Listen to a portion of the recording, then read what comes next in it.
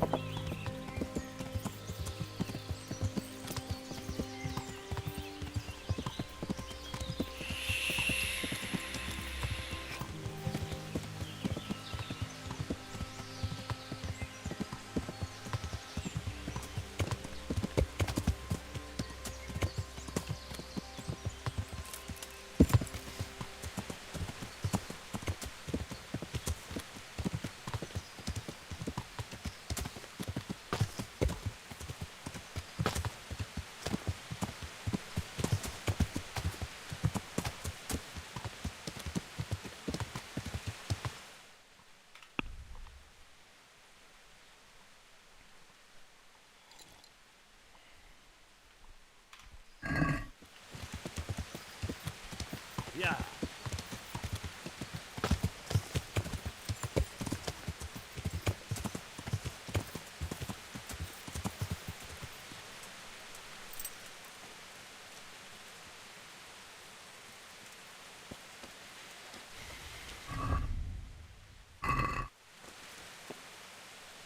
God save.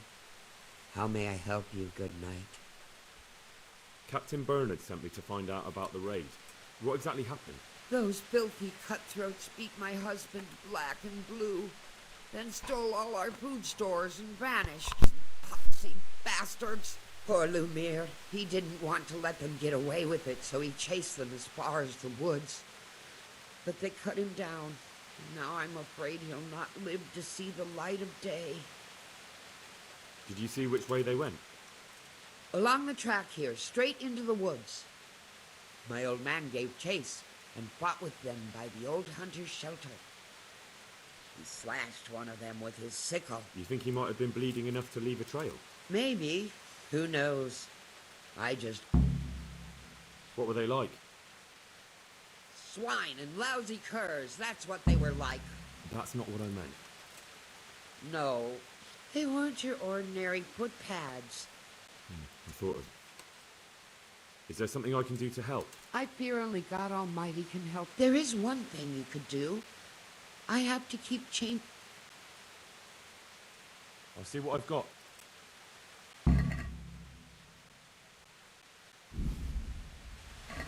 God bless you. God bless you. Thank you. I'm grateful. I'll go and bandage him up right away. And let me give you a few groschen for your trouble. I've nothing left here except a few groschen I buried down by the creek. Luckily, those bastards never found them. I'll be glad to reward you. Keep it. You need it more than I. They took everything you had. Not everything, because you saved my dear husband. Take it. I insist. Very well then. Thank you. Take care.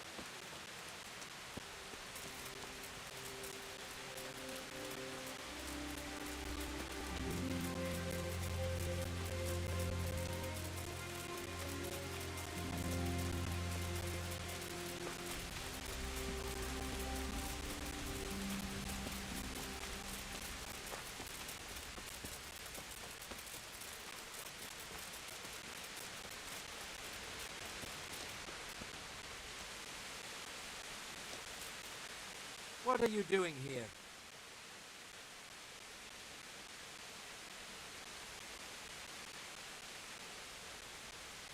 Why'd you ask?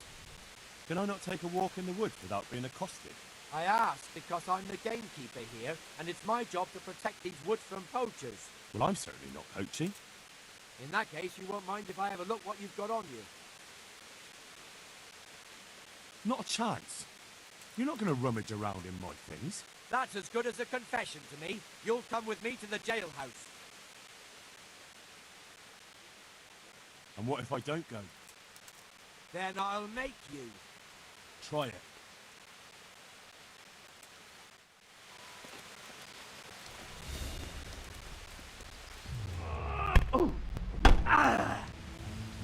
Bring it.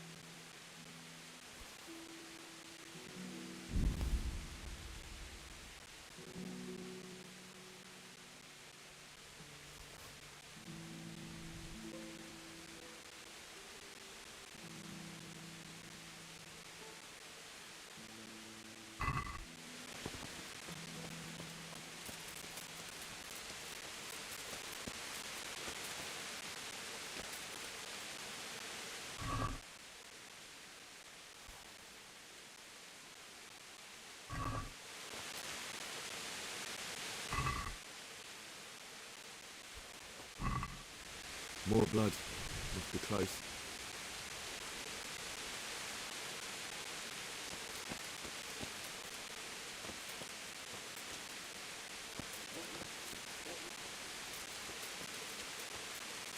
He was bleeding plenty.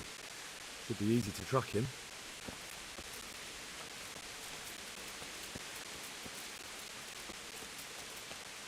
More blood. Must be close.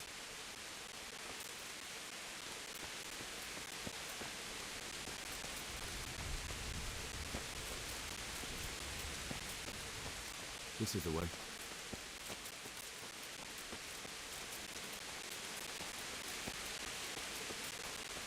Another trace. They dragged him this way.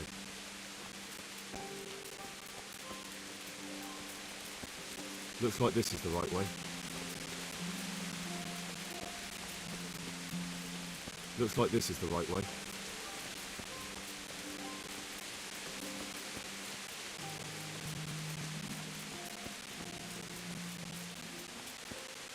Blood. This is the right way.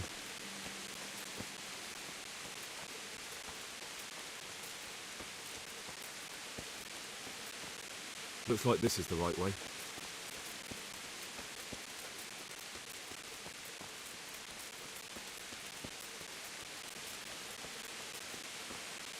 Looks like I found it. I better get back and report to Captain Bernard.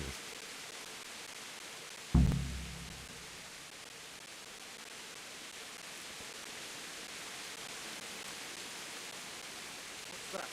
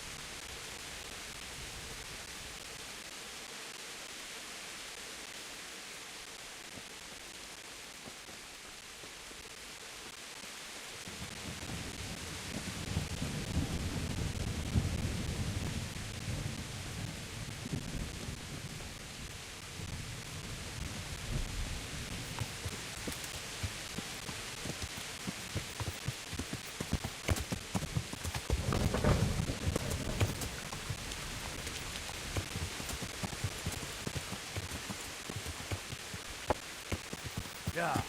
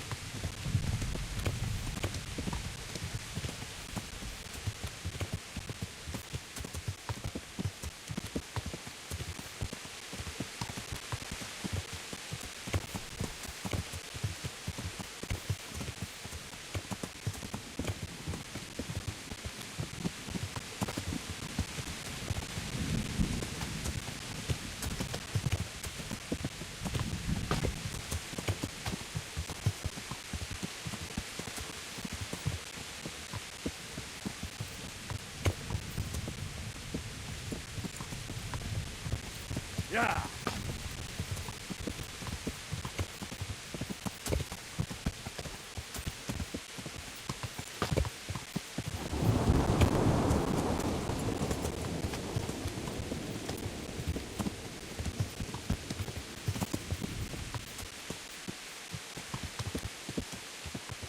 Yeah.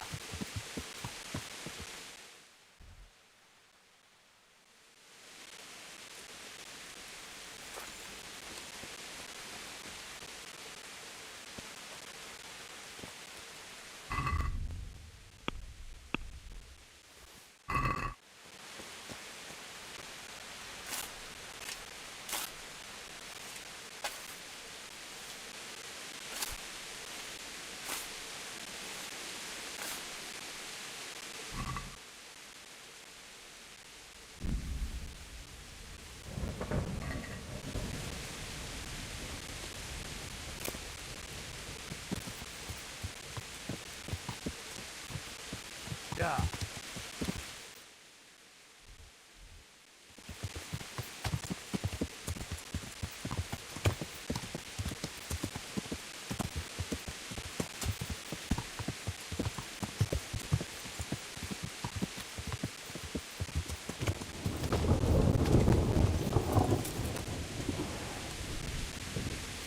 Yeah.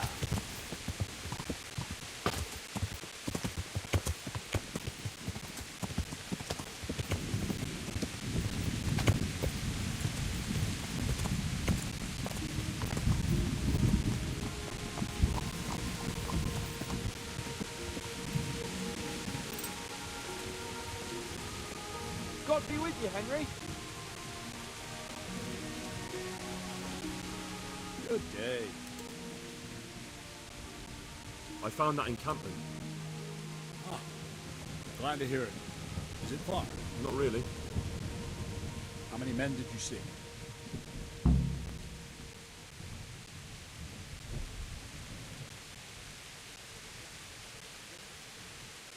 Sorry, I don't know. Next time, make sure you do. Don't you know anything about scouting? Well, it's not like we have any choice but to attack. It's time that mad bastard was hanging from the Rattay ramparts. Wouldn't it be better to parley with them, sir? Parley with robbers? You must be out of your mind, lad.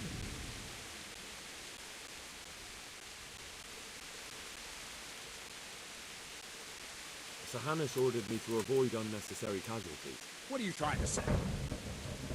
I could go and parley with Wolfram. Even if it comes to nothing, I could have a good look at his encampment. Bit of spying could well be of use, all right. Wolfram's a conceited bastard. If he knows you come from me, he'll receive you just for a chance to tell me to go to hell. I'll give you a livery with my coat of arms, so it's clear you're my messenger. And you'll have to go unarmed. Thank you, Captain. I'll do my best. I hope so. Try and come back in one piece. I don't want to explain to Sir Radzig why I sent his favorite into a robber baron's camp unarmed. Take care.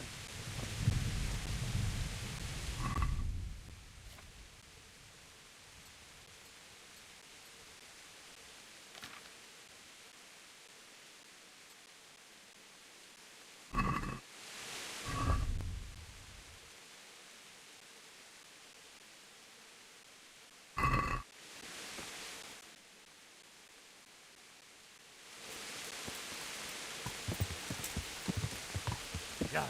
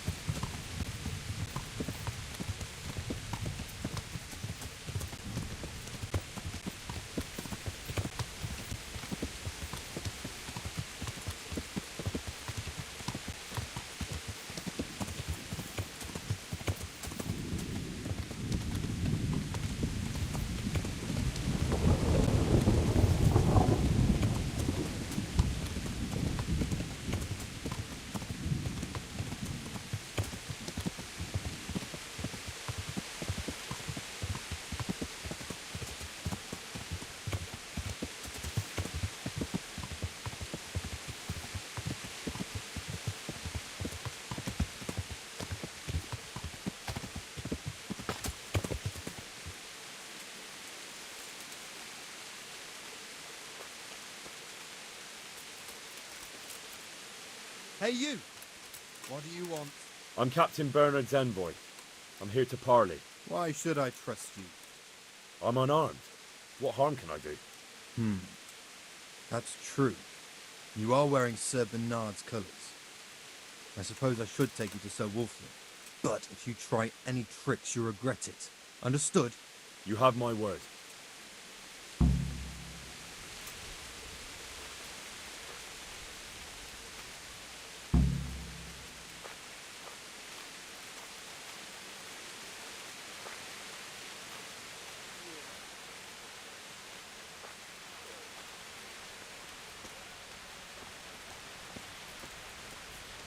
Filth, stink everywhere. Should have stayed home.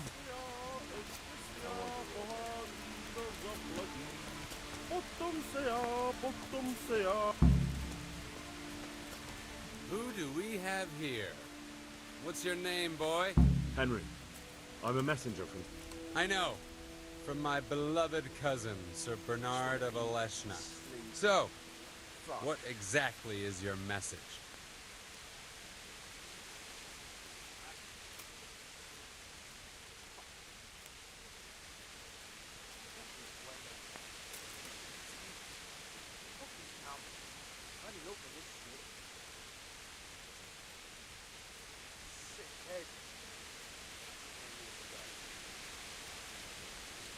We offer you safe conduct out of this domain if you leave everything you stole from Sir Hanish's subjects and pay 60 groschen in compensation. That's a very generous offer. But tell me, why should I accept? Drink, annihilate, and pillage. Burning, wrecking, making strife. How sweet Don't you know what's been it going on is, around a here? robber's Should life. I? Bandits have been on the rampage all over the county. Cutthroats raided a nearby stud farm, and the locals have had enough of it. No doubt, but I've nothing to do with that. Try telling them that. On the way here, the captain recruited men from half the county. He intends to make an example of you, Why me? No doubt you've plenty to choose from. because you're the first one who's had the gall not to run. So you'll be the first one they catch, and I'm sure you can imagine what will happen then. And why warn me? Why parley at all if there are so many of you? So Hannes wants to avoid unnecessary bloodshed. He'd be happier if you just moved on somewhere else, so he sent me to bargain with you. You're saying it wasn't Bernard's idea. If the captain knew I came here in his colours, he'd flay me alive.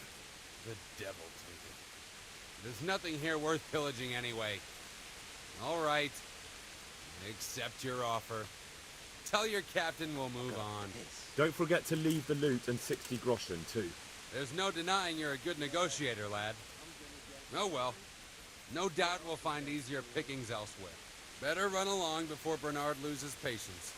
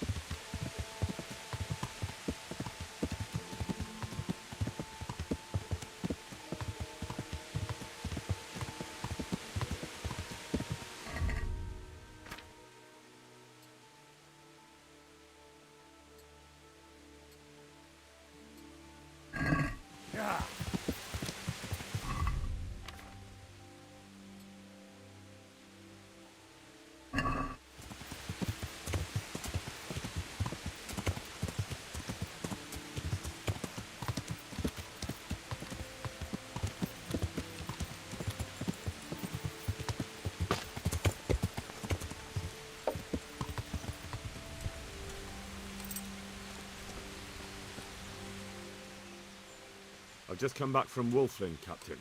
And in one piece, I see. That's something at least, but I doubt you achieved anything. I talked them into moving out. Not only that, but they left all their loot and 70 groschen too, as compensation. I can hardly believe it. That turned out a lot better than I expected. The coin is for Sir Hanush, I expect.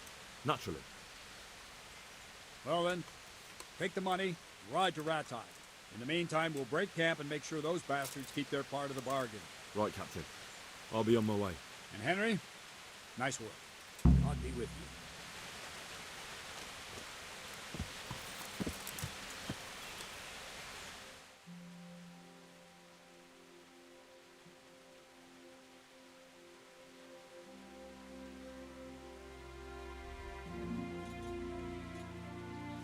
Yeah.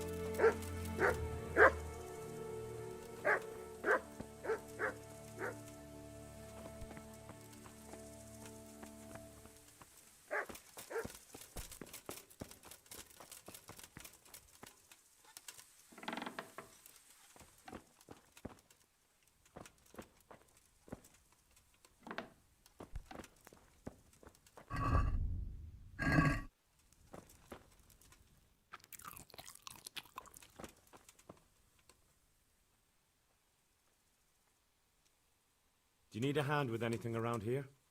I certainly do. After what happened, I don't know where to begin. Throw out everything that's burnt, hire new stable boys. But why bother? There's just no point anymore, especially since no one will buy from me. Our best customer was Sir Divish of Talmberg. He paid handsomely for our horses. But now my husband is... now he's been murdered. His lordship has stopped buying, although we still breed excellent steeds. Then why would he stop buying from you? I don't know, really. But maybe you could find out? Take our dabbled grey and show him to his lordship. He's a fine steed, a bit of a devil, but fast as the wind. That ought to convince Sir Divish.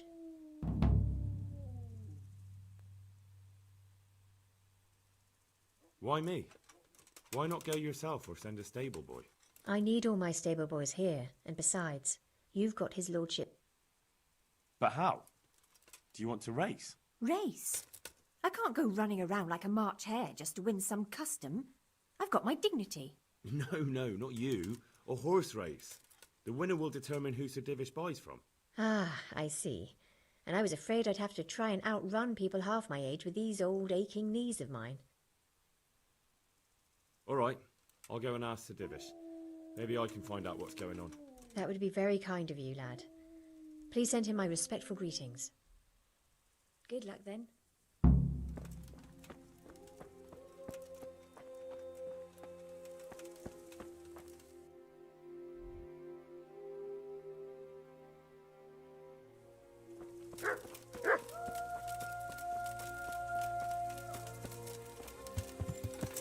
Yeah.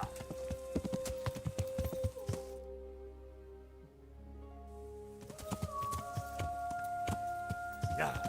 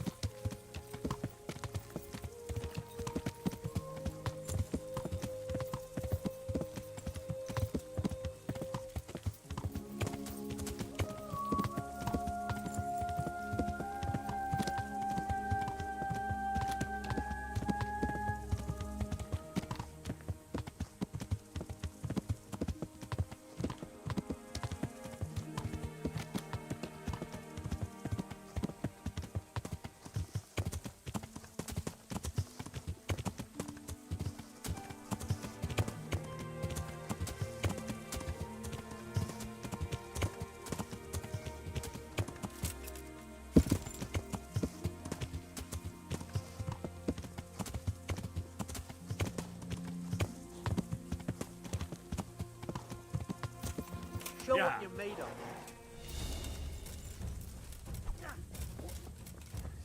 Is that all you've got?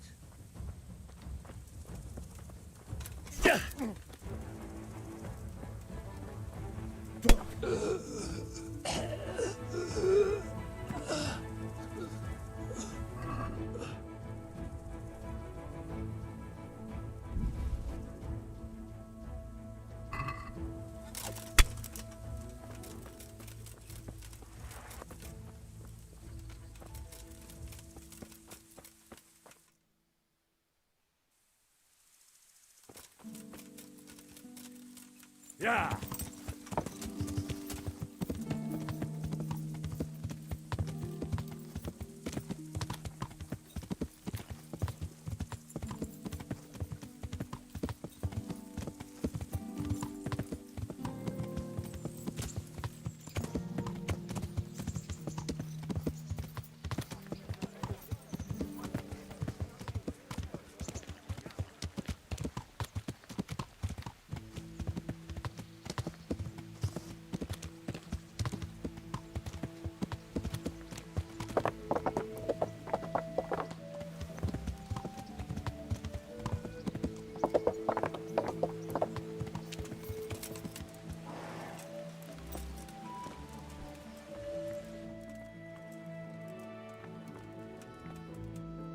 Greetings.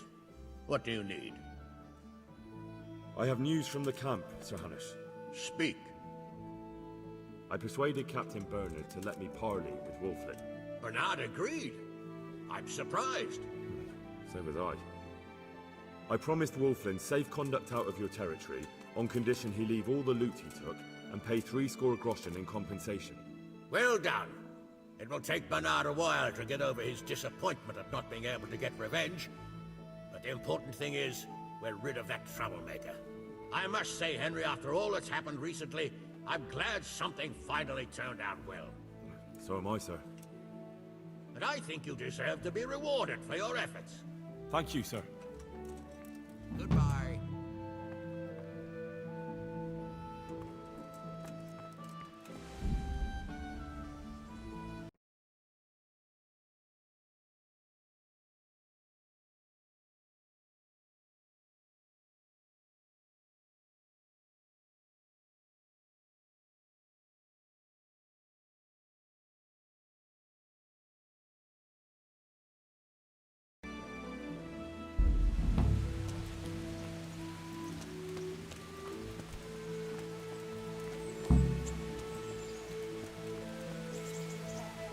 I hope I can be of some...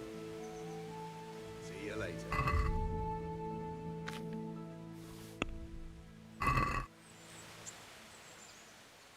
I'll be with you.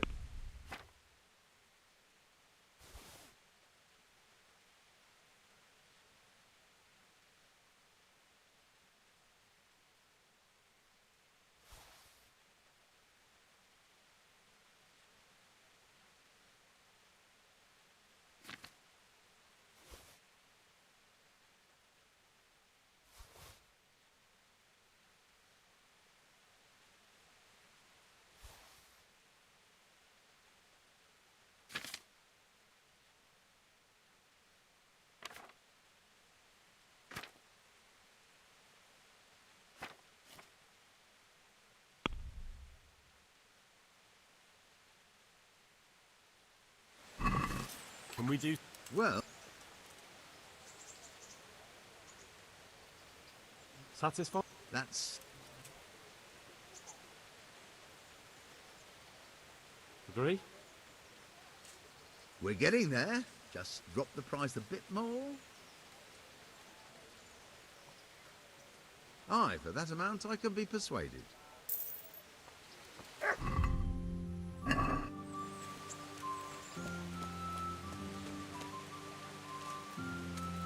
Yeah.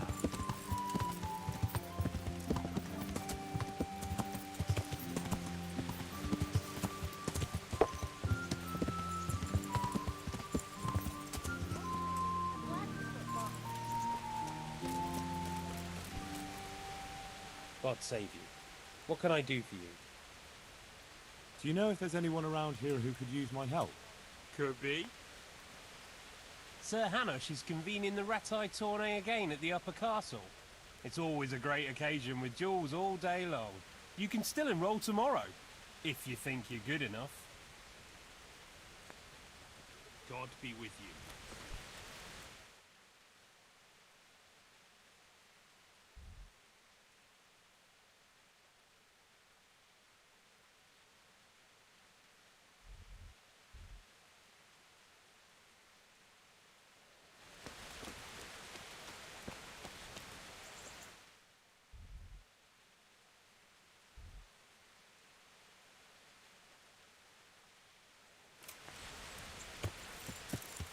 Yeah.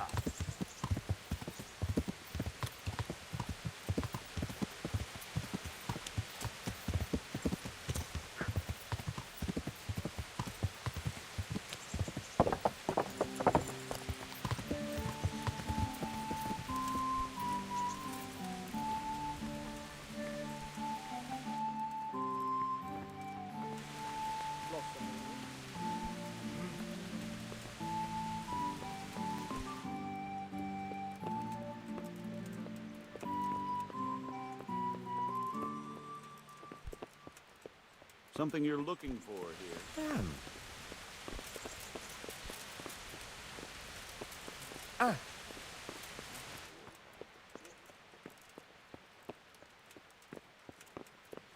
Is there something you need?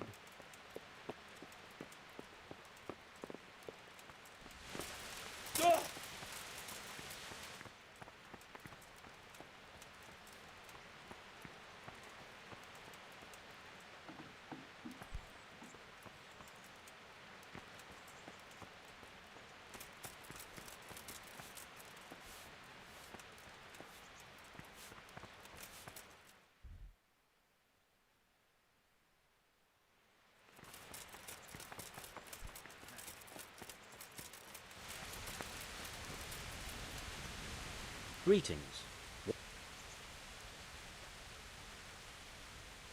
I'd like to enroll in the big tournament. Come tomorrow morning to the Upper Castle courtyard and and don't forget to bring 3... Good luck then.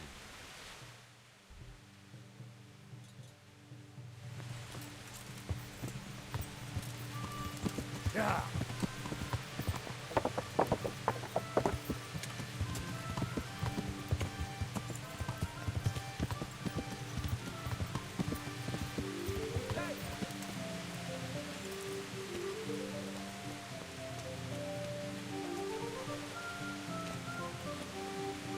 God be with you, lad. What can I do for you? I went to parley with Wolflin. So how did that go? I convinced him to take his gang and leave. Really? I knew you were no fool, but that's something else. You're a born diplomat, Henry. I don't know about that. Don't be so modest. We have to drink to this. Is there anything I can help you with, Sir Hans? Ah, Henry, the very man I wanted. There is something you can do for me. You see? I'm in love. Ah, there's a new wench at the bathhouse, is there? Watch it, Henry. This is the love of my life we're talking about, not some wench. The face of an angel, breasts like silk pillows to dream on, and good strong hips. A regular Helen of Troy. Troy? Isn't that near Prague? I don't know anyone from there. Never mind, blockhead. What I'm saying is, she's a fine filly. and you can help me win her. Sounds like fun. I'm all ears. You, Hal, shall be my messenger of love. You shall bear her a letter and a gift from a secret admirer. Why me? It's not like you to be bashful, Sir Hans. You can just go and tell her, Certainly not. Carolina is different to the others. She was educated in a convent and needs to be handled with kid gloves. Romanced. I must court her secretly. It's the latest fashion in France. And who is this Carolina? The fairest maid that ever walked the earth. Carolina. The butcher's daughter. You must have noticed a divine creature in the marketplace. Unless you're more interested in barnyard animals.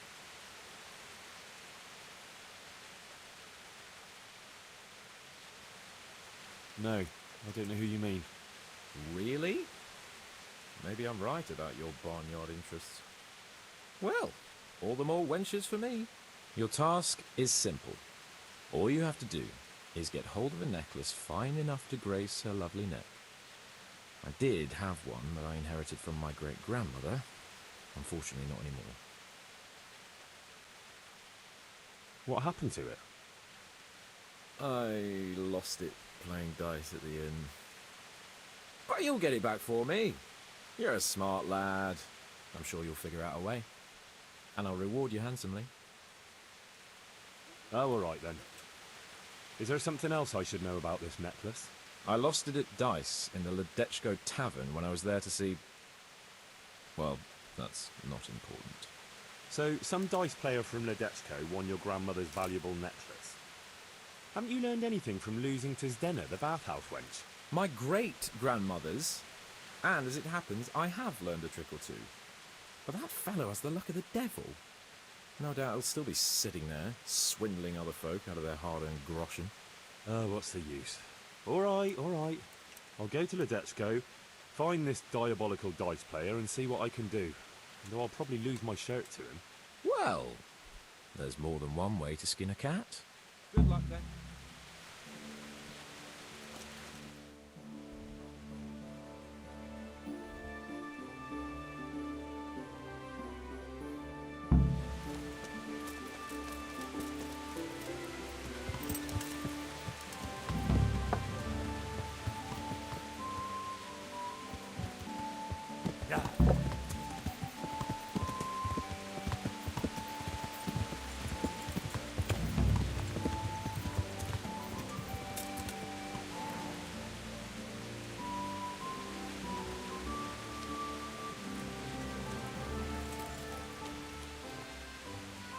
God be with you.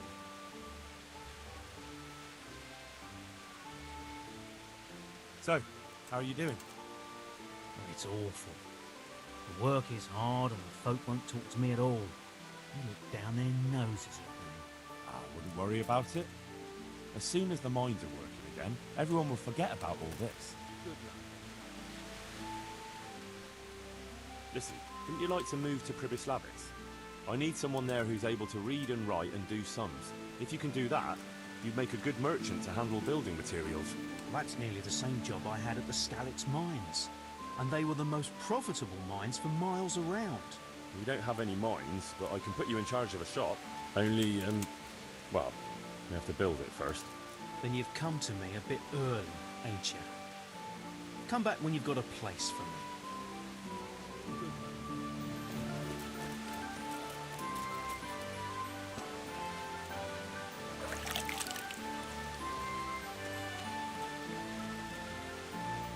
I hope I can be of some humble service to you.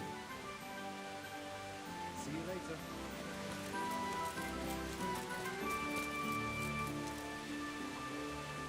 God be with you. See you later.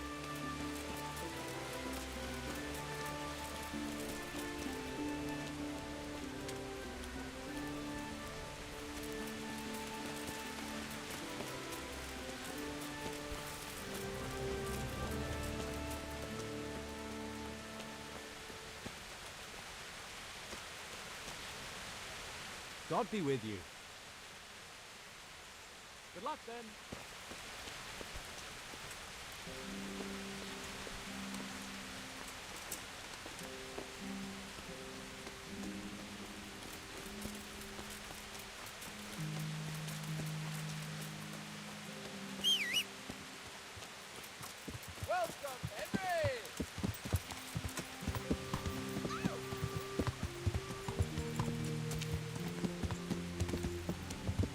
Yeah.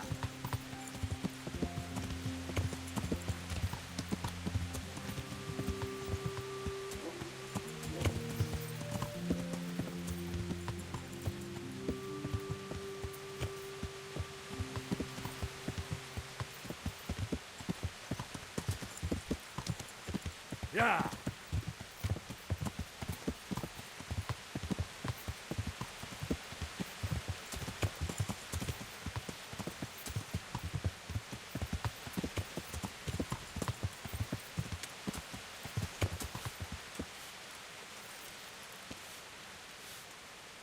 I've got something for you. I know this is your favorite. It is indeed. Thank you.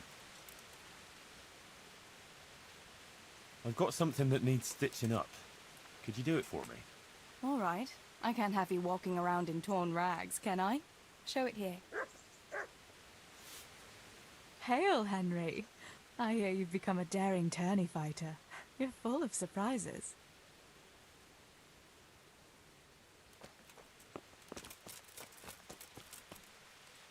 How are you? About betting on... I'm glad. A nice little wager. Well, goodbye.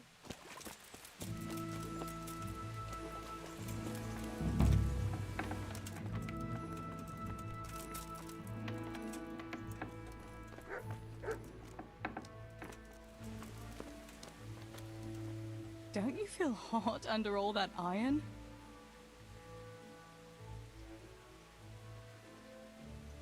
Wouldn't you like to take a stroll somewhere?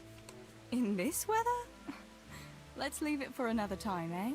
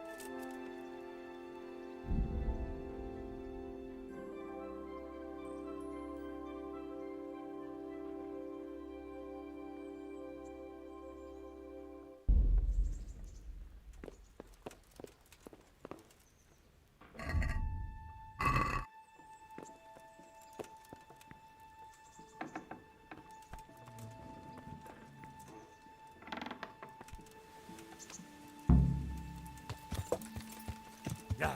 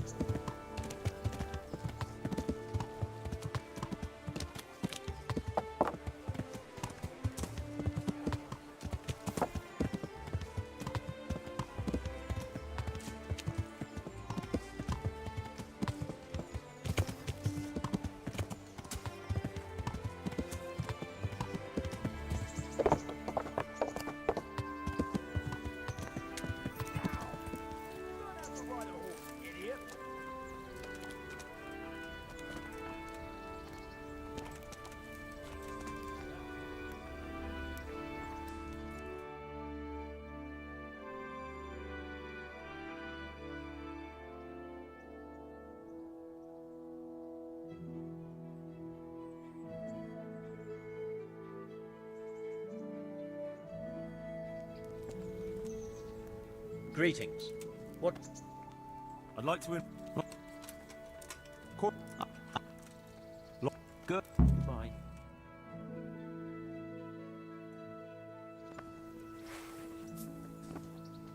The first combatant will be Jake the Steak, a brewery hand from Ratai, who will measure his skills against Henry of Skalitz from the company of Sir Radzik Kubla.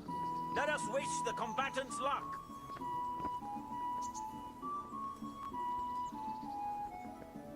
The combatants have entered the arena and the first duel may commence. We will witness a duel with longswords.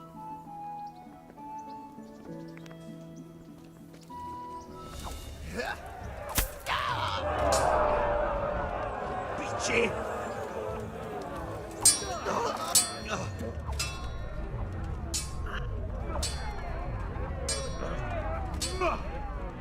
Fuck it!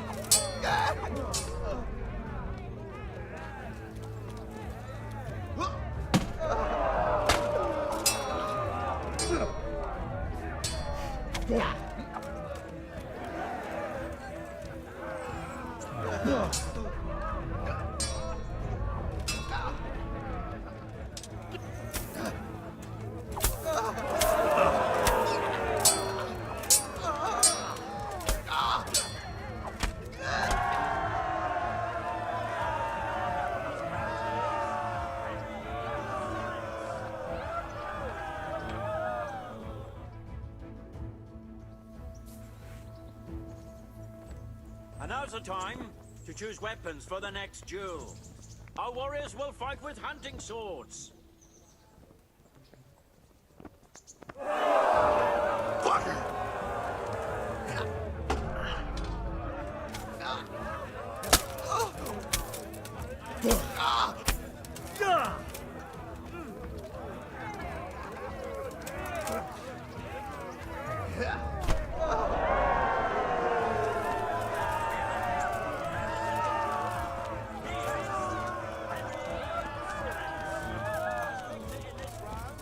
We shall proceed to the next.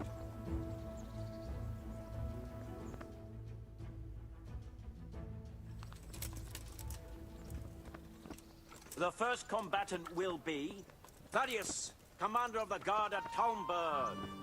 And he will face Henry of Skalitz from the company of Sir Radzik Kubla. Welcome, our warriors.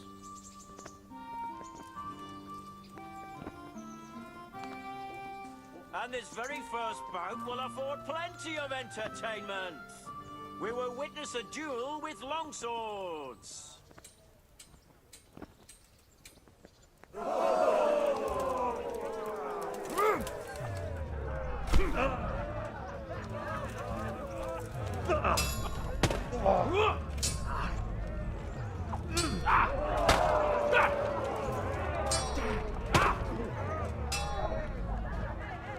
You're gonna cry now.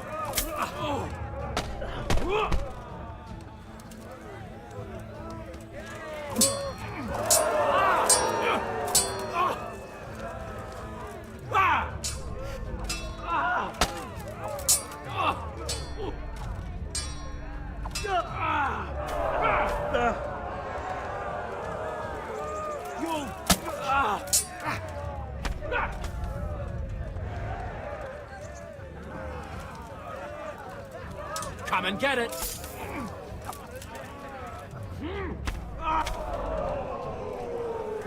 Bollocks.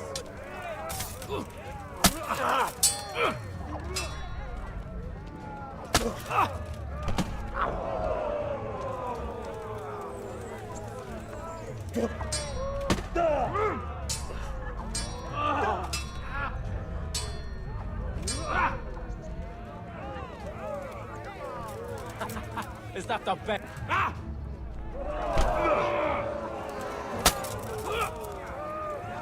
Missed! Ah!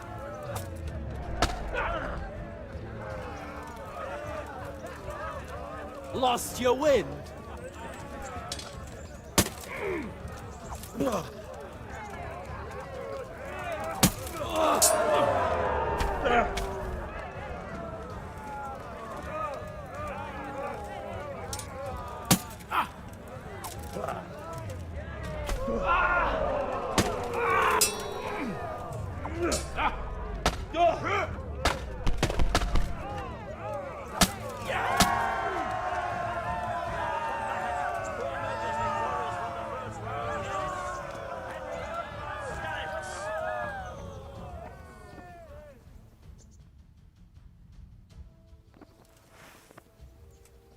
Change weapons for the second bout. The combatants will engage in a duel with warhammers and shields. Cunt!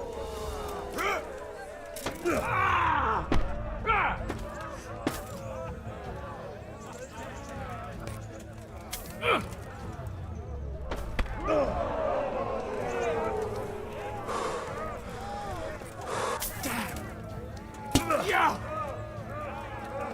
Bring it on! Ah! Ah! Ah!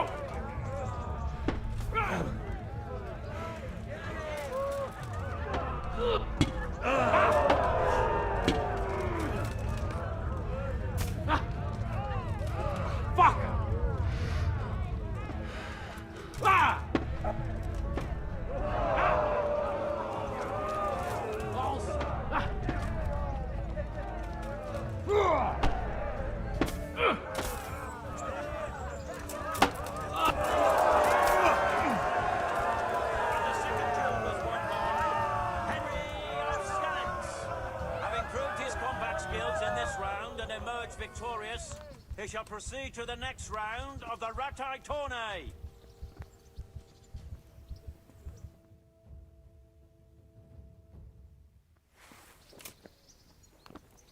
The first combatant will be Laszlo, Hungarian warrior and Turk slayer at Nicopolis, who will measure his skills against Henry of Skalitz from the company of Sarate Kabla. Welcome, our warriors!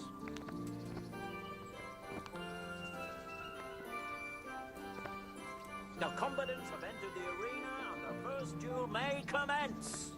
We will witness a duel with longswords.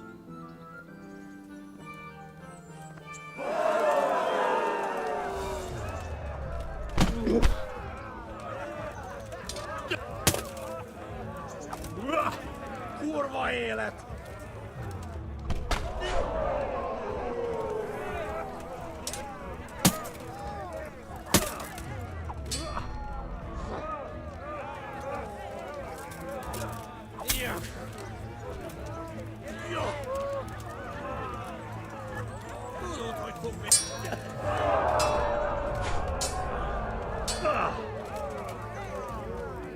No talk.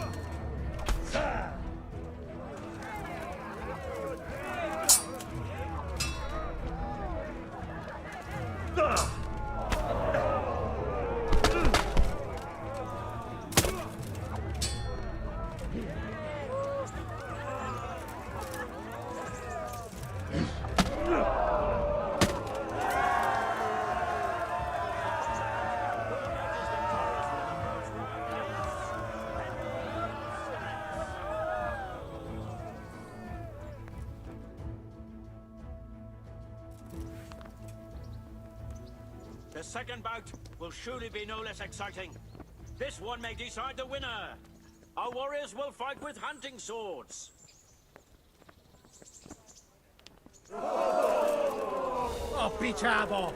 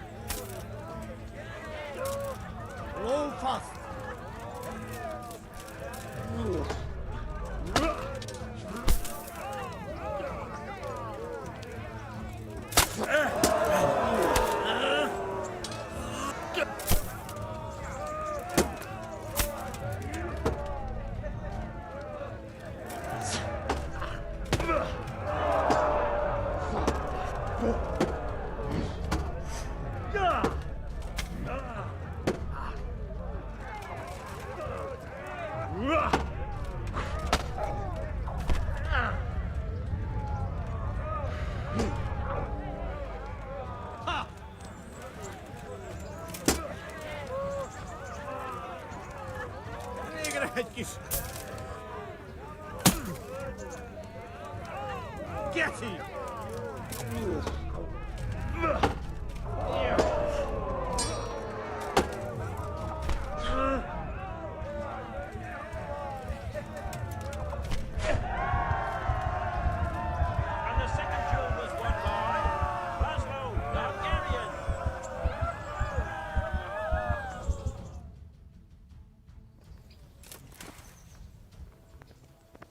Sir Hanush, by whose good grace this tourney is convened, selects the weapons for the third decisive duel. Our combatants will demonstrate their skills with short sword and shield.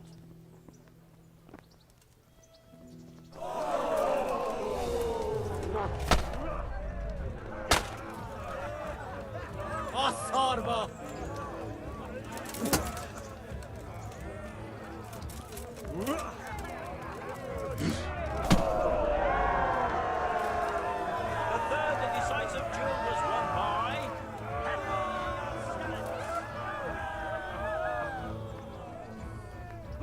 And ladies, good men and good wives, you have just witnessed the final duel in today's Ratai tourney, for which we all owe gratitude to Sir Hanush of Laipa.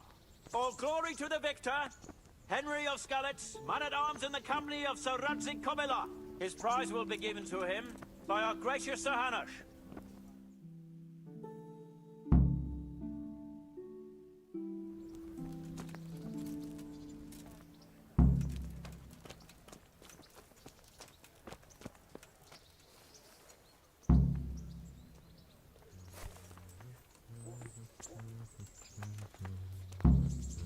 You put on a hell of a show, Henry. Here's your hard-earned reward. Thank you, Sir Hanush. Good luck, then. Oh.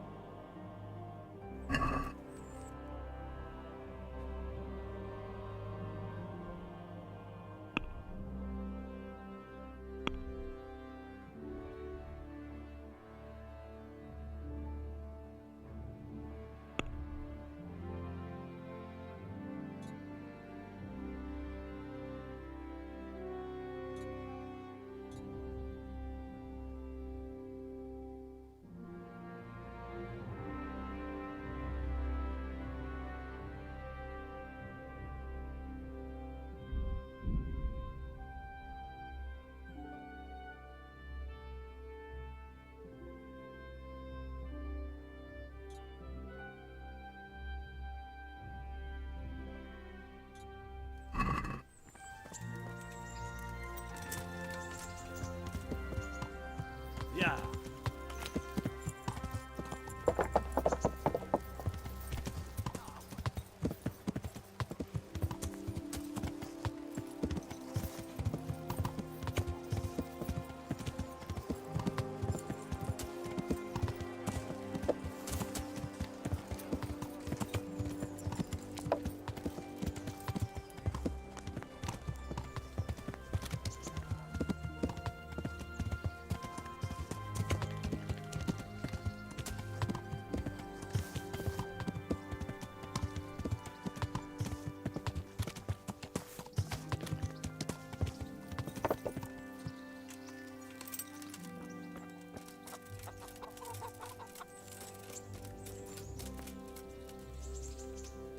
Good help.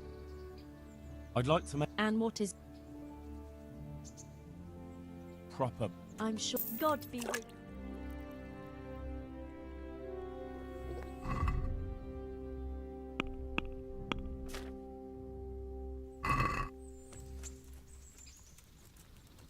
What's going on out there?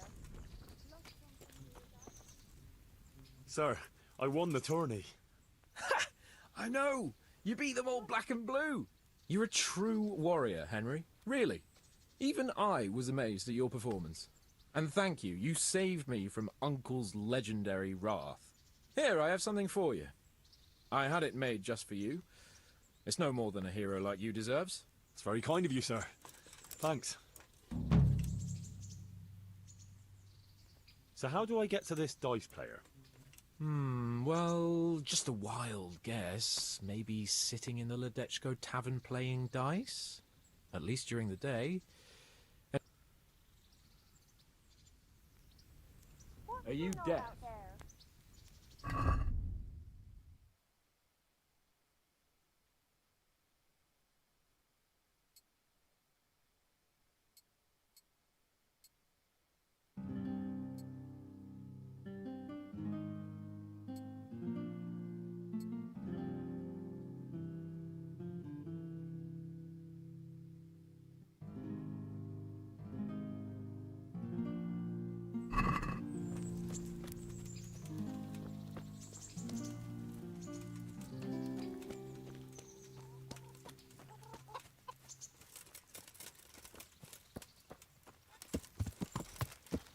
Yeah.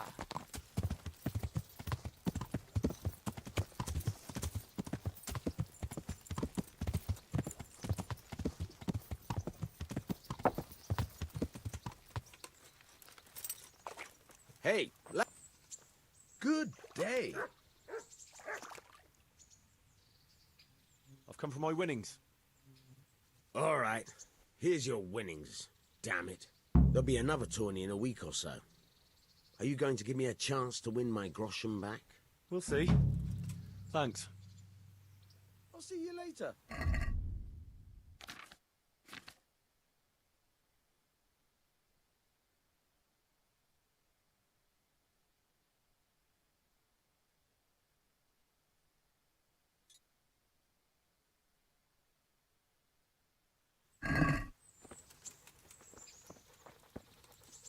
Hail, Henry.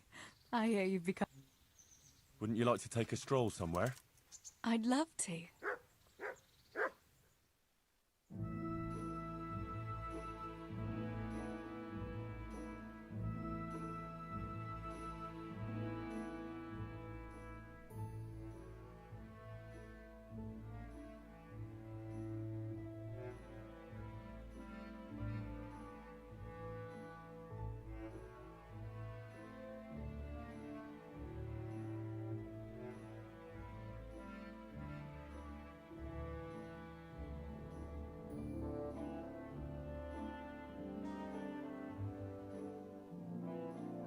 That was quite a long way. So, are you going to tell me why we came here? Here's where my brother is. Oh. I didn't realise. Sorry. I wanted to come back here, but I was afraid to come alone. Oh, very wise. It's still not safe in these parts. Sometimes I think it was my fault. If only I'd done more for him, he might still be alive. If we'd left the mine during the night with Matthew and the others, maybe it would all have ended differently. Well, maybe, but I doubt it. You said yourself that Samuel wouldn't have managed the journey. You did everything you could for him, and if you'd left during the night, you wouldn't have saved my life. I know. It's just so hard sometimes. I know I did everything, but it wasn't enough. How could God let it happen?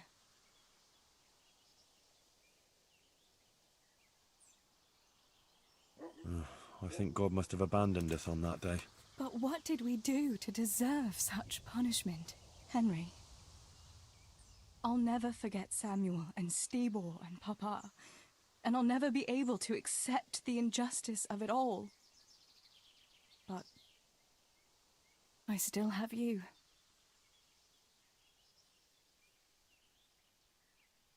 I love you, Teresa. I know. Thanks for walking with me, Henry. And for everything else. I couldn't manage without you.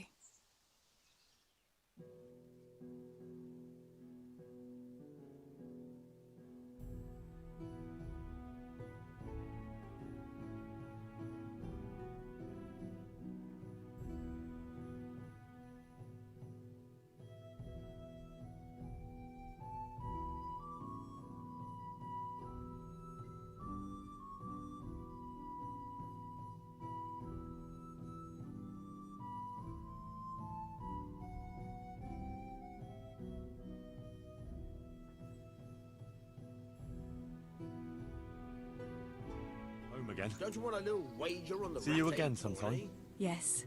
Come by again.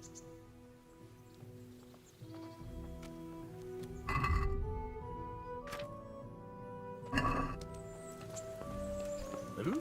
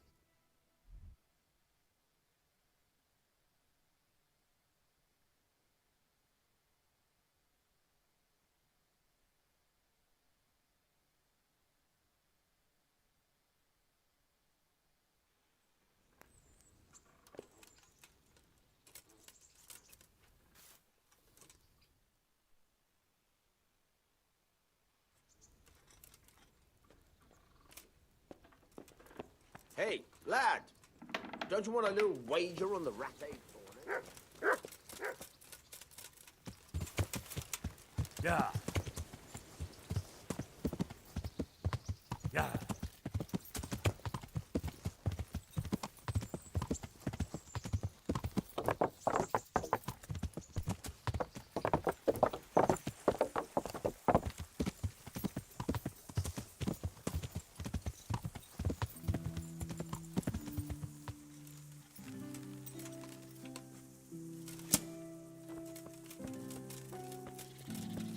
How about measuring our strength against each other, huh? What's the matter? Wouldn't you like to measure your skills against mine? In combat, you mean? I fear there's nothing else I know, friend. Who are you, anyway? And what do you do? Me? I'm just a wayfarer with a sword. I roam the world trying to earn a crust, that's all. So you're a bandit? You do me an injustice. I try to avoid banditry. Although, last winter I had to resort to that too. So, shall we fight then? All right, why not? Excellent. I trust you have something to wager. Aye, I have. I'm glad to hear it. Let's get to it then.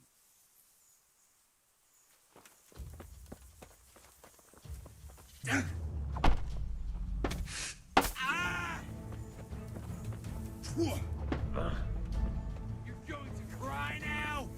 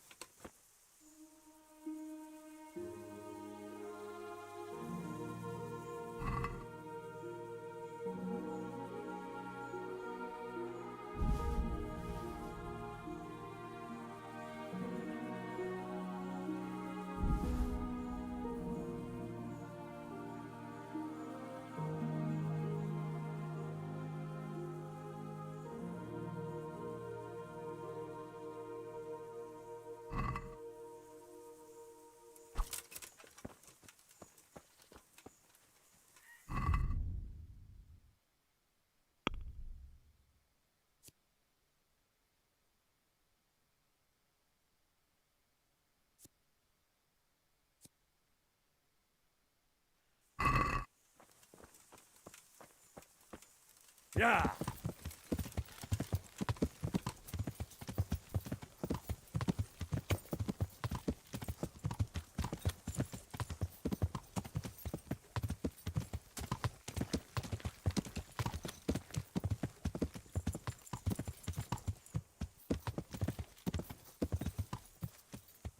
Yeah!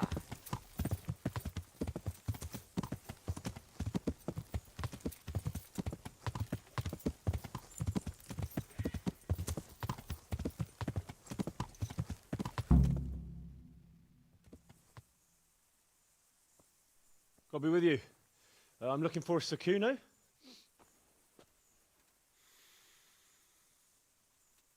Sakuno?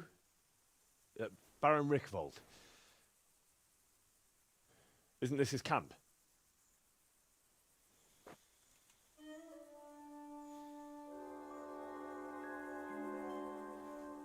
You won't get nothing out of him. You must be Radzig's man. I heard he was supposed to send someone. Yes, Sir Radzig sent me as a guide. I'm Henry. I'm Jakey. And this here fella, we call the Stone. I can see why. What's up with him? Cat got his tongue? No, more like the dog got it. The executioner's dog. When the executioner ripped it out of him. Anyway, you better come along with me. I'll introduce you to the other fellas. And the chief.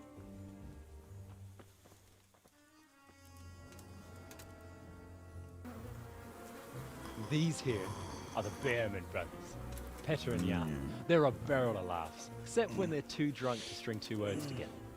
Like now. Don't get on the wrong side of them, though. When their blood is up, well, it ain't a pretty sight. Pleased to make your acquaintance, I'm sure. Never mind the fancy poses, Stefan. You're trying to kill the fucker, not teach him how to dance. And you, Dangler, stand your ground. Don't let him lead you round by the nose. Sir? Well, sir, this is Henry. From Lord Kobula. Ah, it's about time Radzig got round to this. We need someone who knows their way around these parts. Leave off with the bowing and curtsying. We don't hold with that tomfoolery here. Jakey! Where the hell are you sneaking off to? Go to the farm and get water. The lads are thirsty. But I went last time. And you'll go next time, you ungrateful pup. Get your ass moving. Snot-nosed brat. You pull them out of a pile of shit, and they thank you with back talk. Where were we? Oh yeah. We need a guide who knows these parts. So I hope I can rely on you, Herman. It's Henry. Right. Well, as I said to Radzig, I don't want to carry any dead weight. we could find ourselves in some very tight situations where every sword counts. I know how to handle a sword, all right? I've heard a lot of fellas say that. They still ended up on the wrong end of one. We'll find out. Stefan, take a break. Dangler, let's find out what Harold here can do. Sure. No problem, Chief.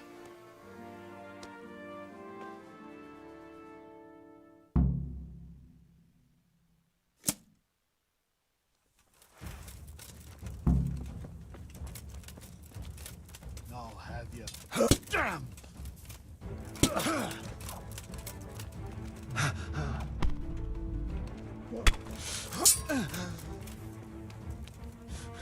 Cast it!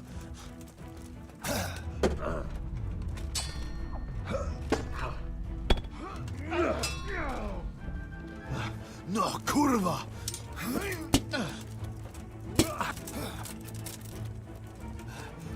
Now.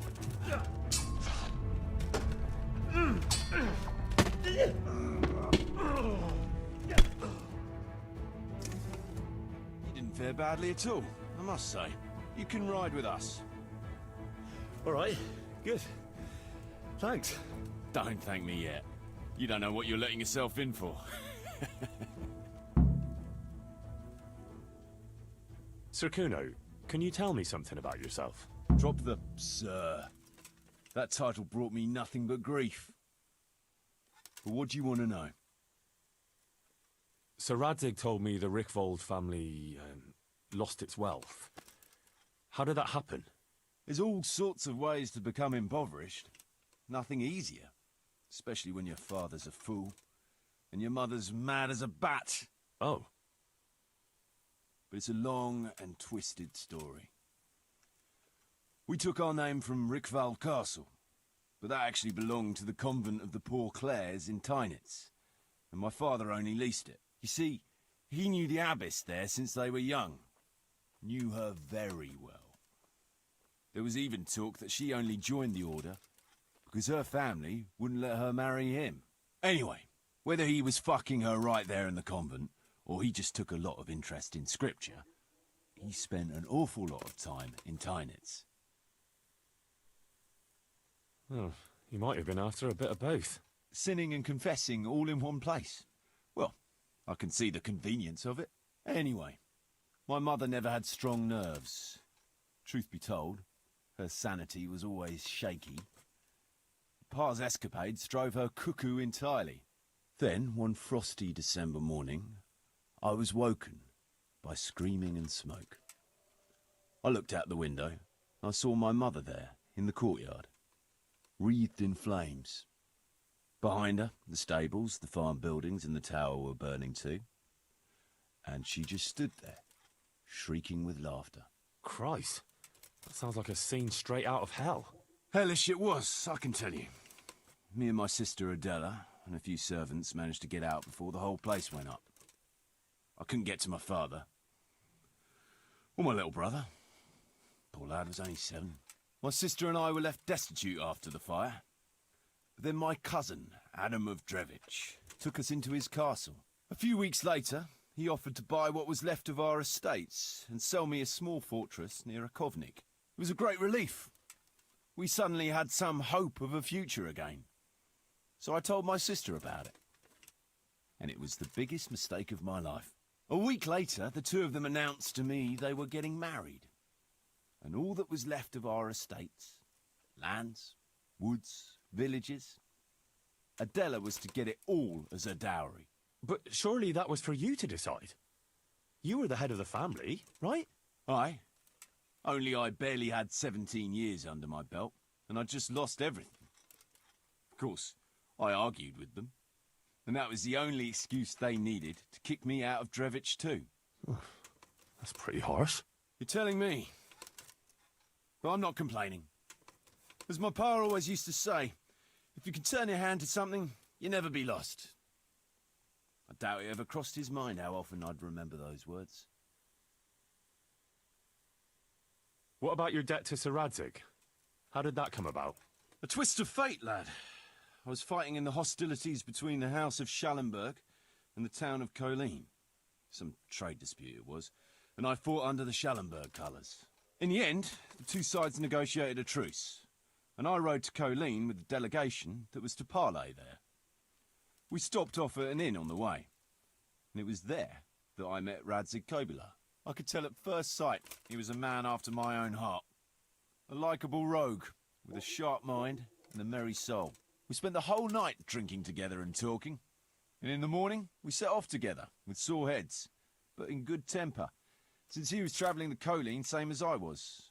Only, once we reached the city gates, they arrested me on the spot. Seems the burghers had it in for me, since I'd been making their lives hell for a good 6 months.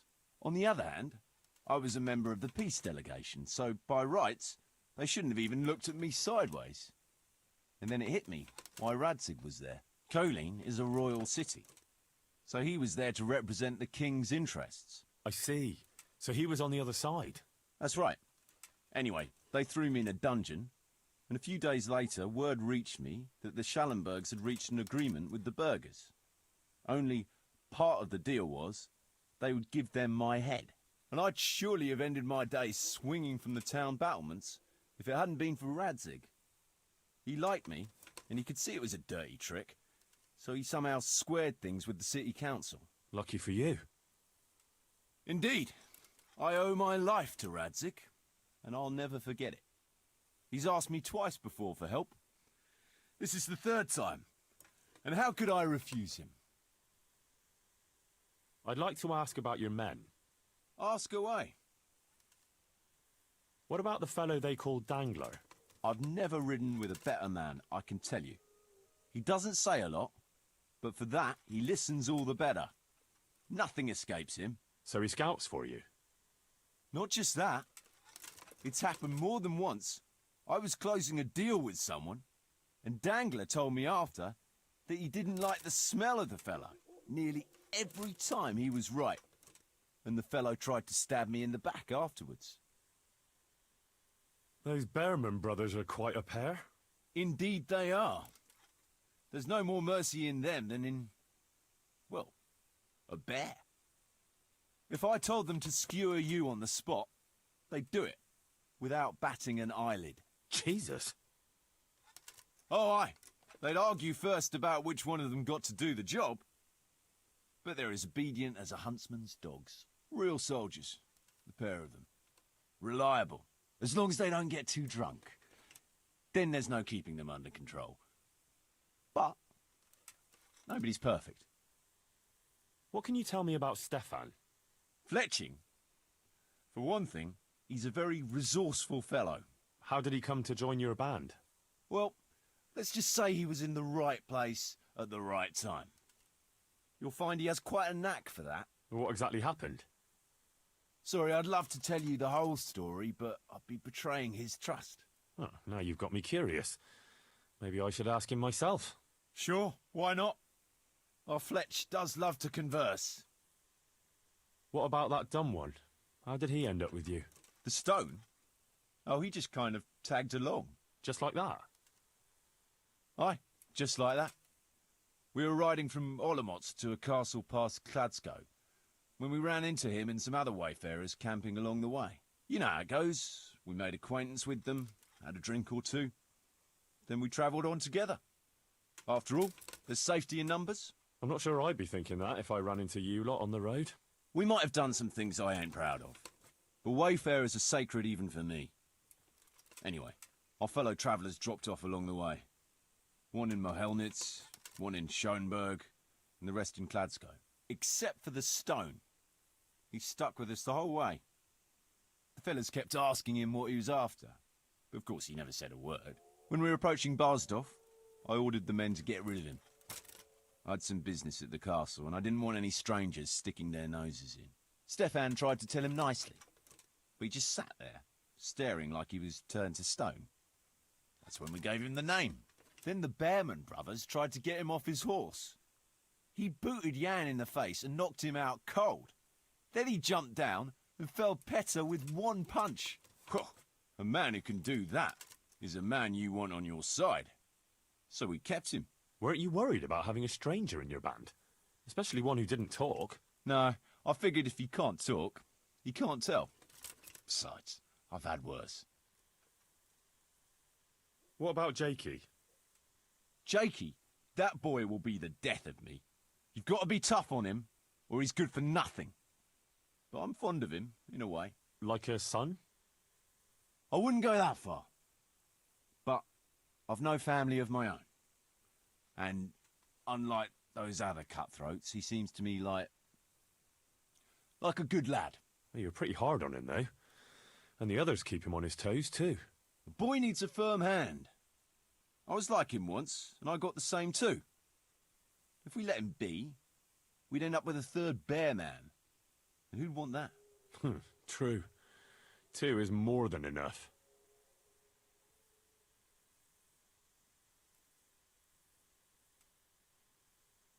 Should we ride out?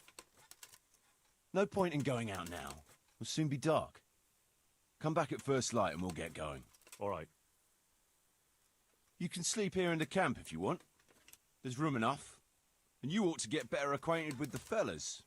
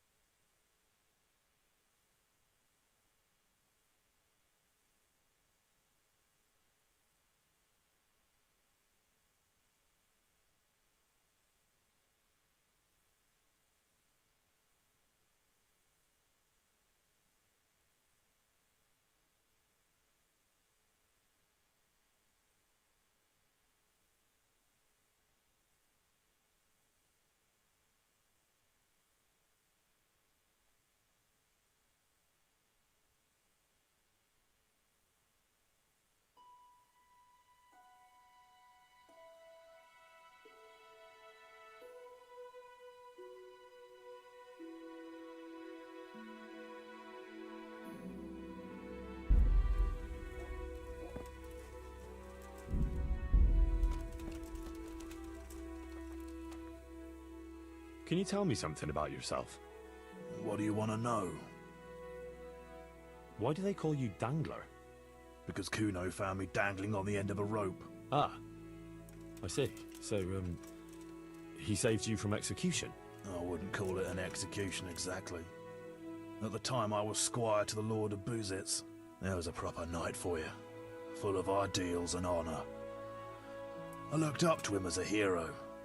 Then in one skirmish he was killed, and the foe took me captive.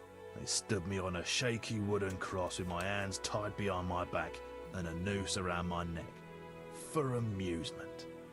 Then they rode off laughing. But how long were you stuck there? I couldn't tell you. Hours, maybe days. In the end, everything started going black. I could feel the devil pulling me down by the legs. Jesus! How on earth did you survive? I didn't. When Kuno found me, he says I was dead as a doornail. They cut me down, took the rope off me, and someone gave me a kick and I coughed and came back to life. Sort of.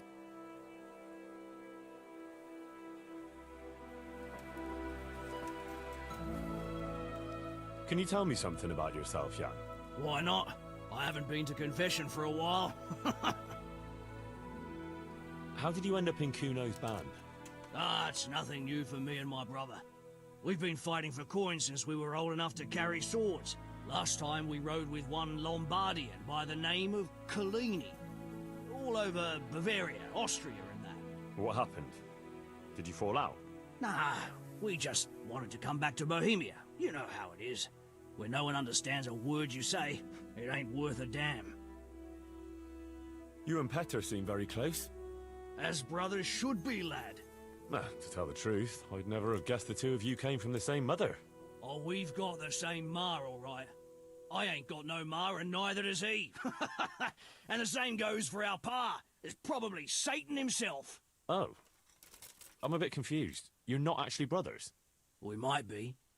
We might not. A band of mercenaries found us in a village when I was still a baby, and Petter hardly walking. Playing in the dirt together we was. Their leader took a shine to us for some reason. He took us away and raised us up. Raised us with swords for playthings and ale for mother's milk. A few years later, he was killed in Saxony. The band fell apart, but we joined another right away.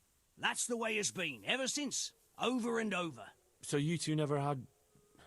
well, a normal life. We ride from one fight to another, risking our necks and killing who they pay us to kill. That's normal for us. Always has been.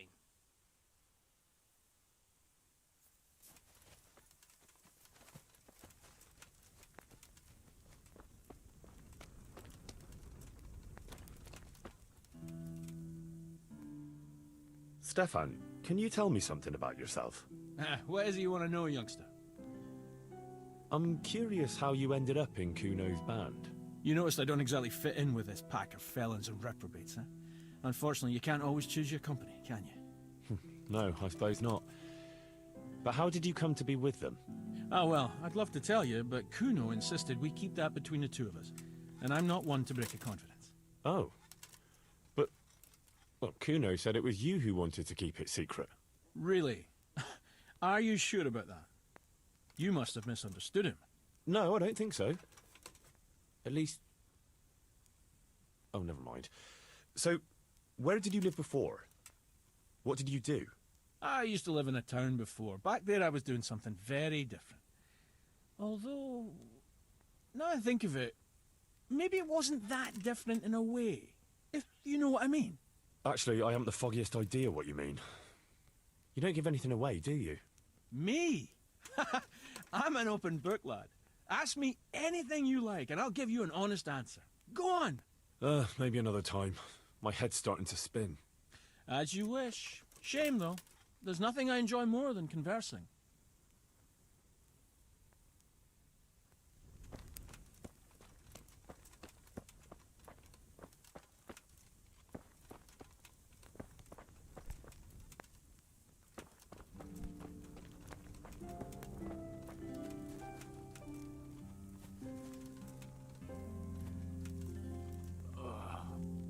Leave me be. I want to sleep.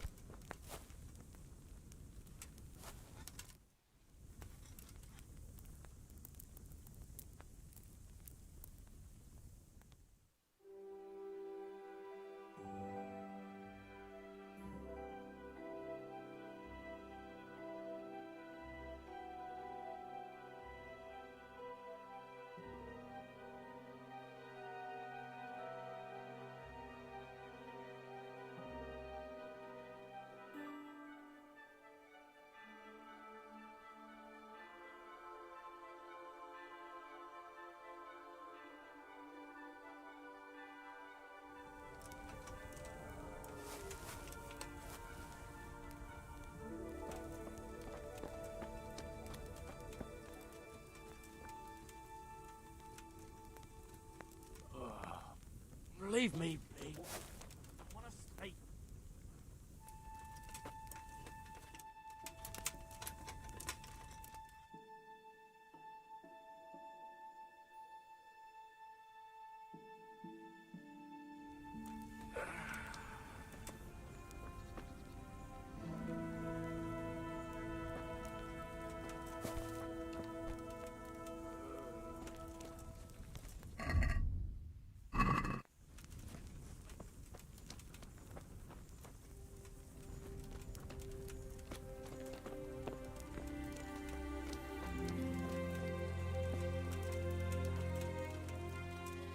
Tell me something about yourself.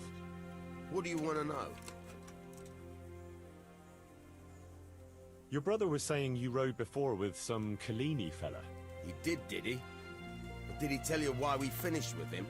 Yeah, he said you missed Bohemia. Ha ha! Missed Bohemia! That's good! Ha ha ha! But it ain't far from the truth.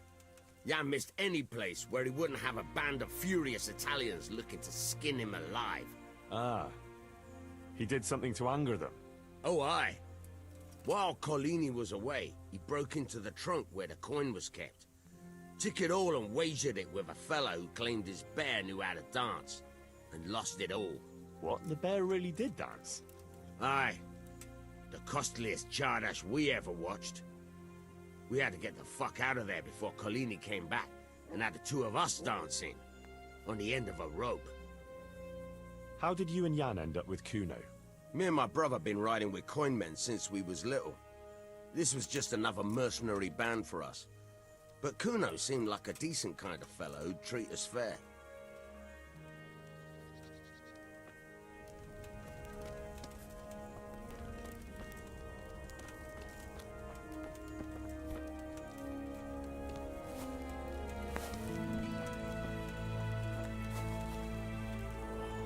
Why are you waking me? Go away.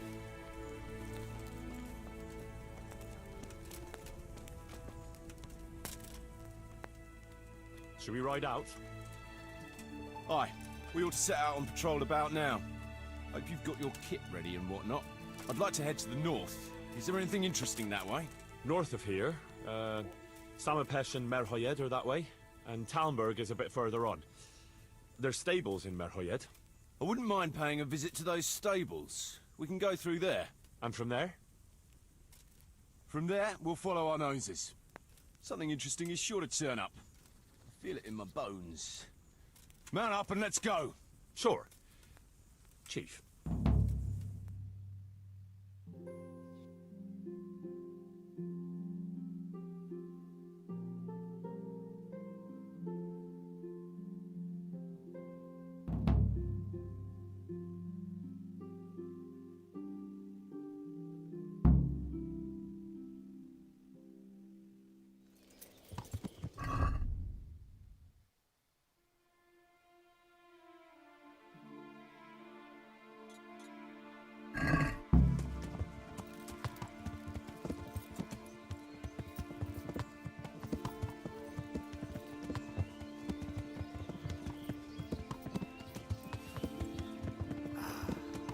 What a fine day, eh, brother? Indeed, brother. You know what I like best about days like this, Jan? The scent of chamomile wafting from the hillsides.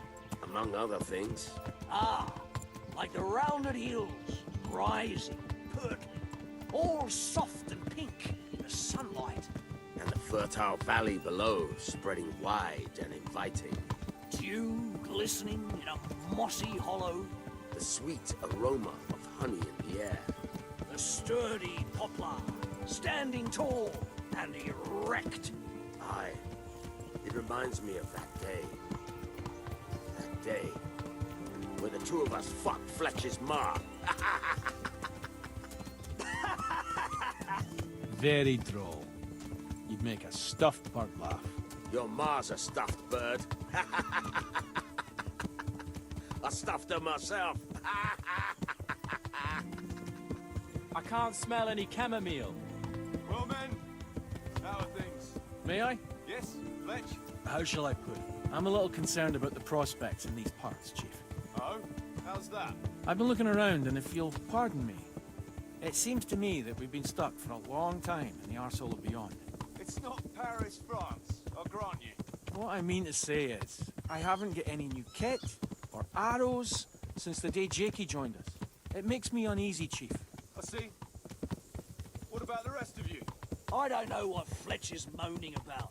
There's plenty of booze and loose wenches nearby. Not to mention fools in the taverns who don't know when to stop rolling those dice. Dangler? It's the arsehole of beyond everywhere we go. And it always makes me uneasy. Jakey? Fletch can complain. I was supposed to get a suit of armor, and all I got was a shitty kettle hat. Sorry, but they don't do hauberks in girl sizes.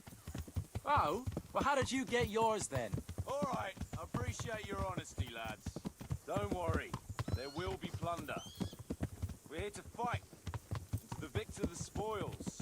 That's how it's always been, but no purse of silver will shed blood for you on the battlefield. That's what this company is for. And I hope you never forget the golden rule.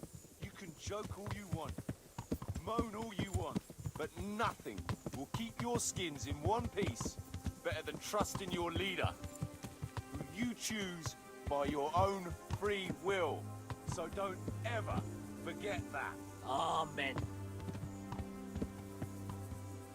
Let's go! Behind me, and keep your eyes peeled.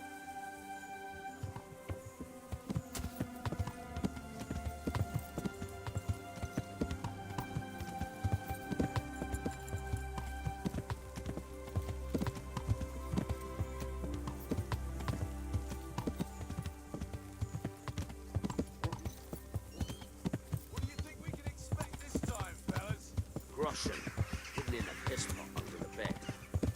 A nice chunk of beef. No one there will be eating. On account of it'd just fall out through the holes in their bellies, eh, brother? My mouth is already watering, brother, and I ain't even touched a purse yet. Once you've got your hands on some loot, I'll be happy to play you for your hard-earned groschen back at the camp. Poor old Fletch. Never gets to see the action from close up. What about you, Dangler?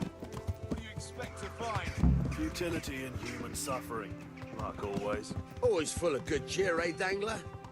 Why don't you take a leaf out of Stone's book? Shut the fuck up. Jesus, I wish you'd all shut the fuck up. Keep your eyes peeled, though. There might be someone hiding out here still. Look for clues and question the survivors, if there are any.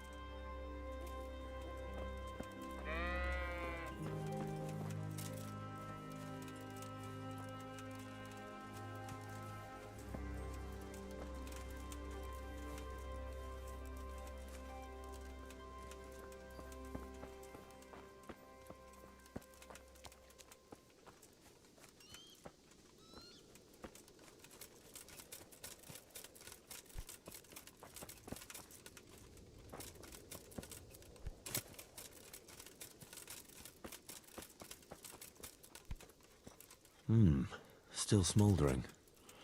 Whoever torched it can't have got very far.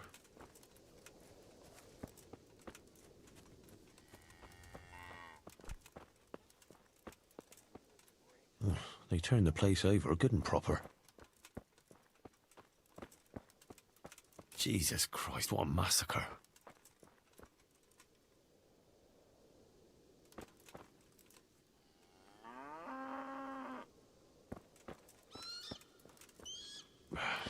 Looks like it happened fast.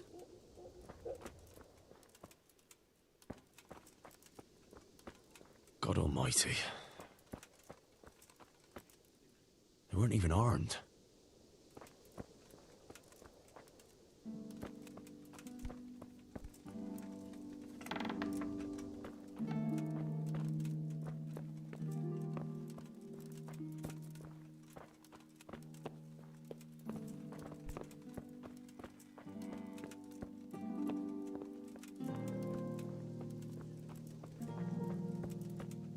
No signs of resistance. They simply slaughtered them like animals.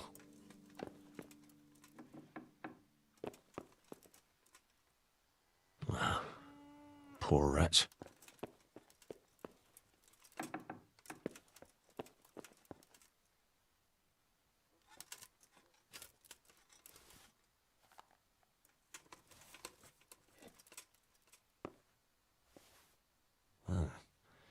Kuno will want to know about this.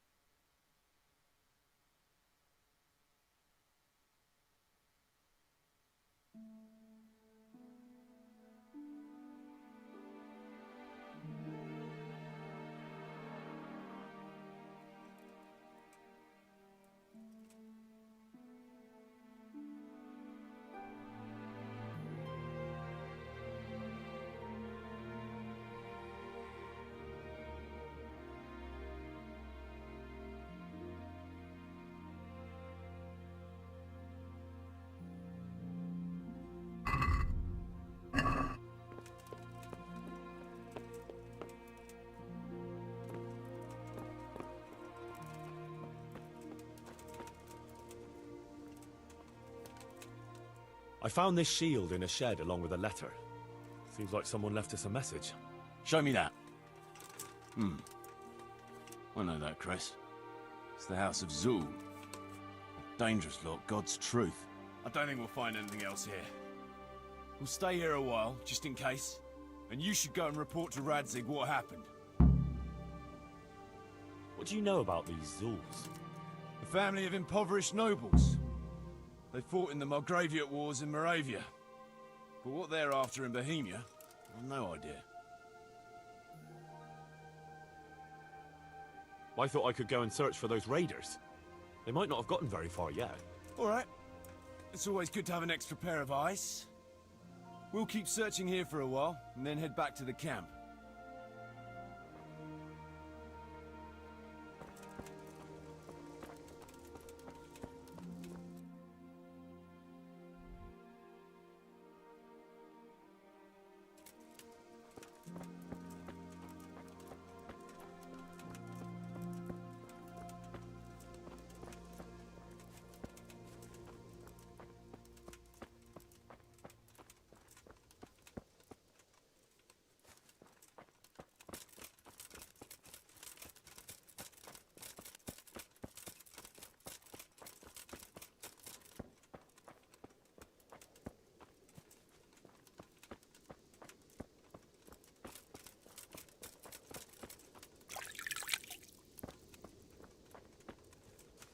This'll come in handy.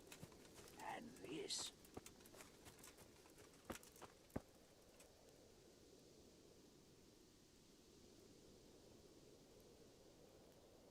Would you stop doing that?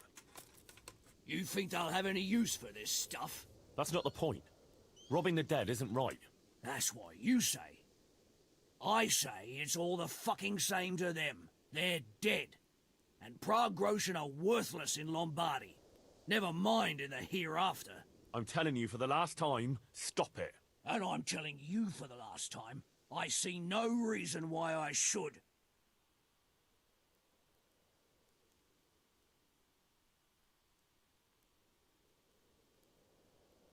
You call yourself a Christian?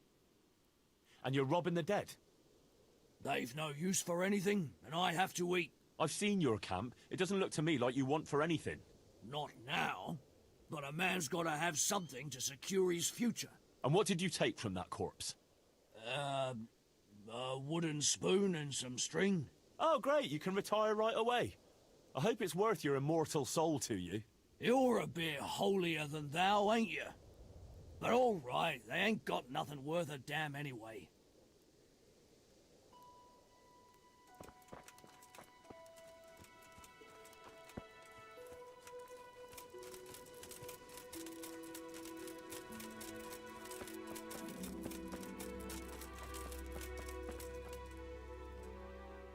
Did the raiders leave any tracks? Well, they came from the northwest. A horse or two and a few men on foot. Anything else? No, nothing.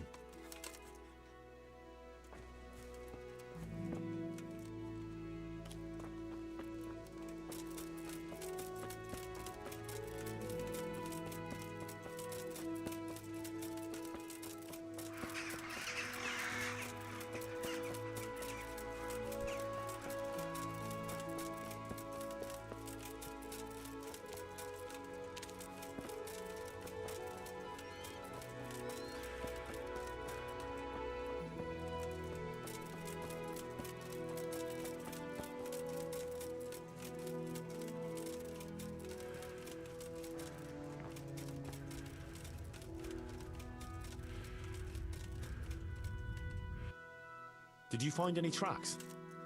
Some, a horse or two. They rode off through the meadow towards dawn. They're avoiding the road, which is interesting. Towards dawn? Meaning towards the east. Apart from the mounted ones, there were some men on foot too. Well weighed down. Oh, they can't move too fast then. No, and what's more, they left a trail of blood. One or more of them might be wounded. Either that, or they dragged off some poor bastard from here. Nice work. Thanks.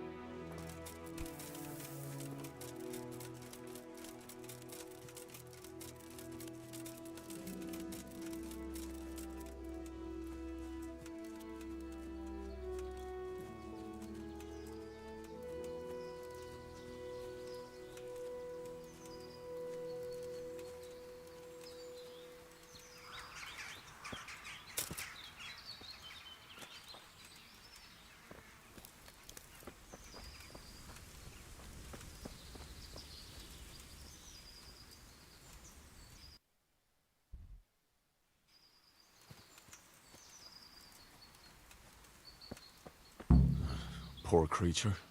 Hunted down like game.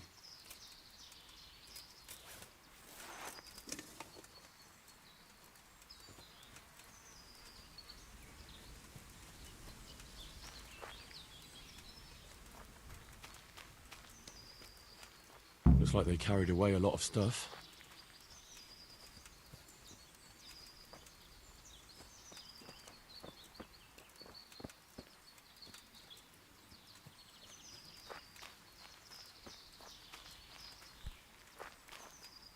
They went this way.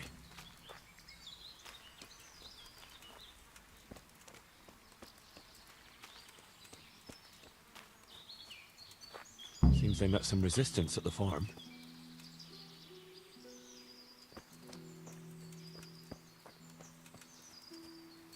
What a waste.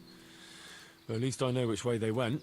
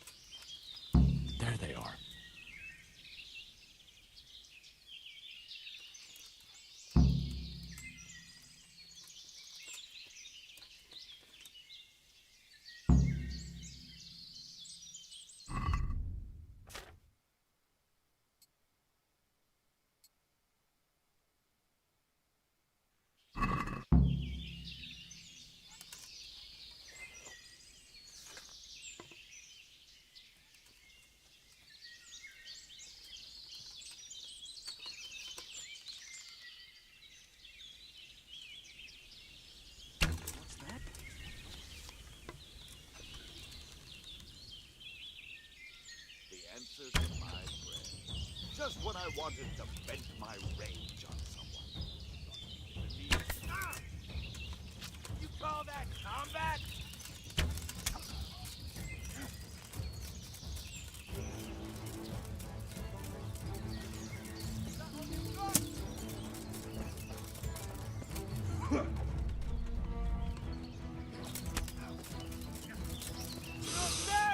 I'll slaughter you!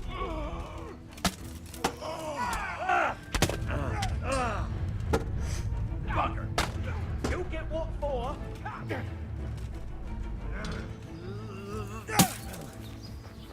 You going to crime? Had enough?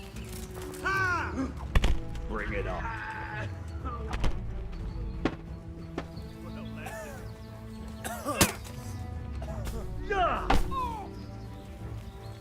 Come here.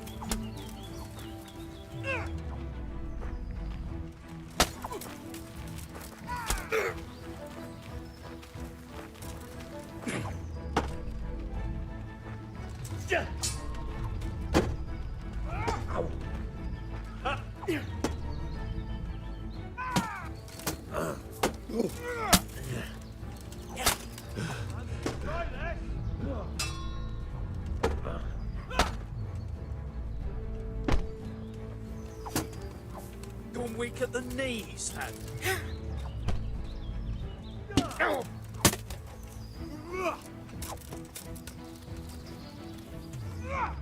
I'll slaughter you! You know how this one ends!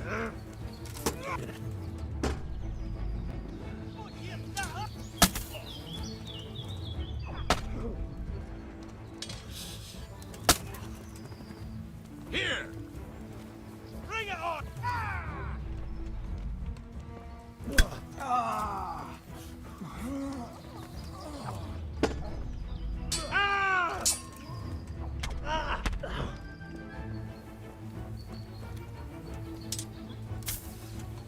What's going on?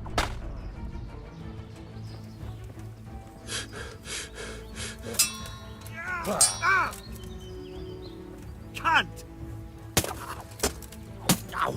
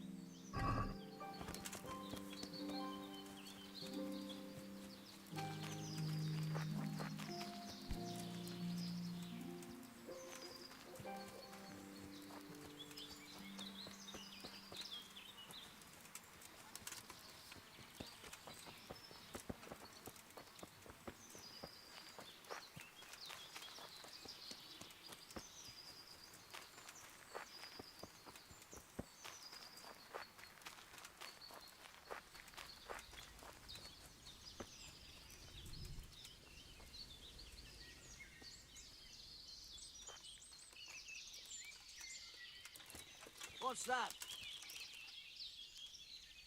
What's going on? Well now, look what's come crawling out from under some rock. Who's there? What? Is that the best you can do? Fuck! I'm going to enjoy this. God!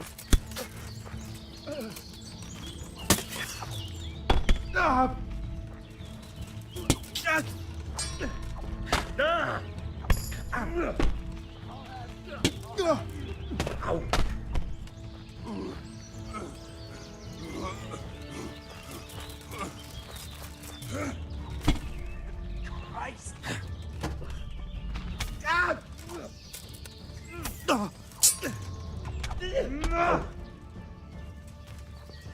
What's the matter?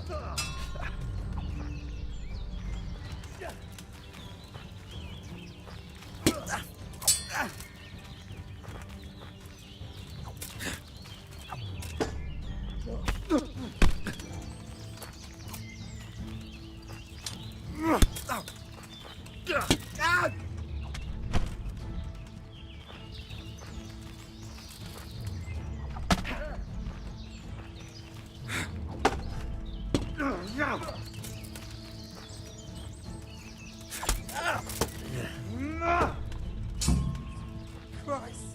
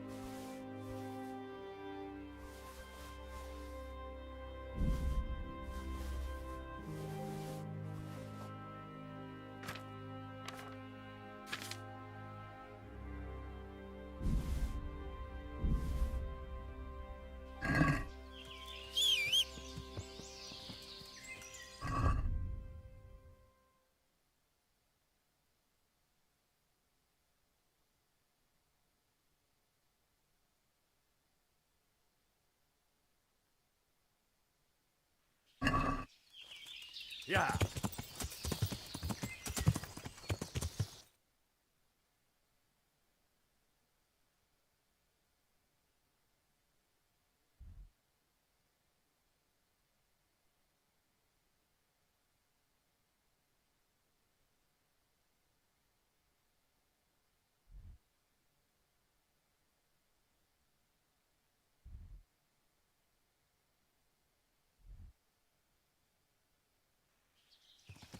Yeah.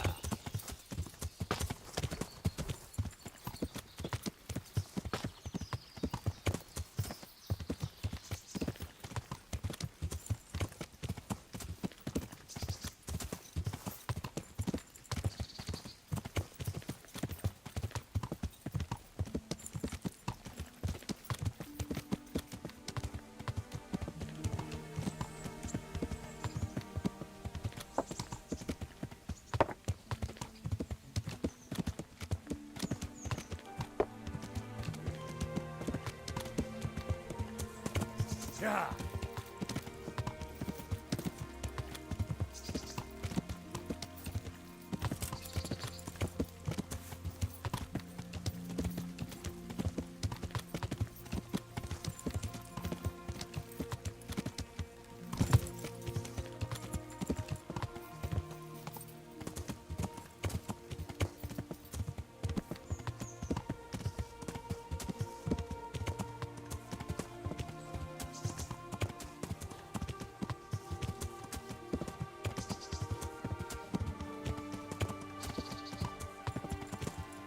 Yeah.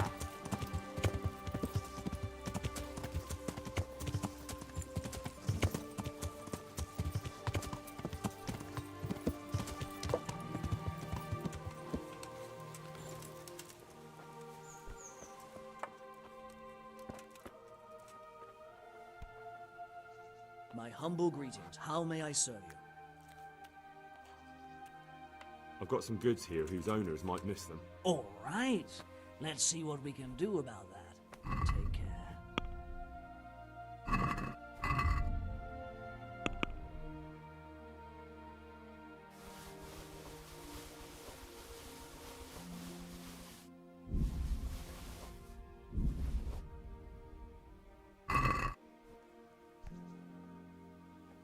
I've got some... All right. I'll be with you.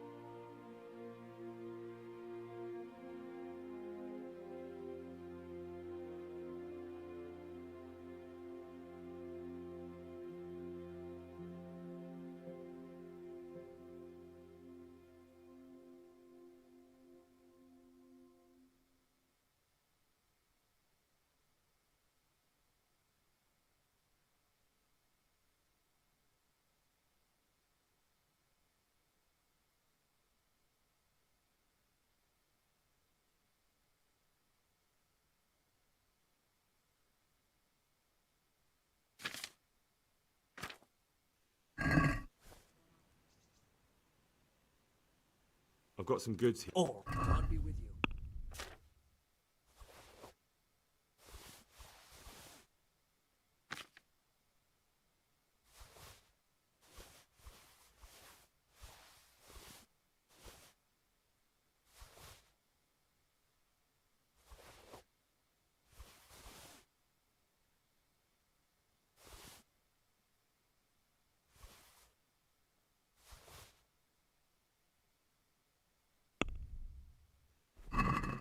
Let's talk about... Well...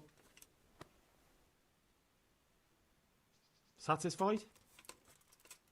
That sounds pretty interesting. A little less, and I'll be satisfied.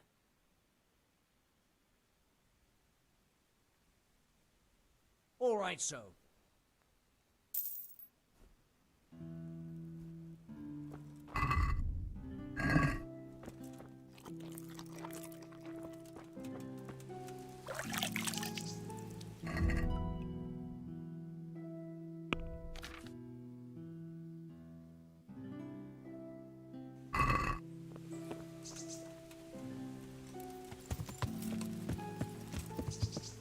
Yeah.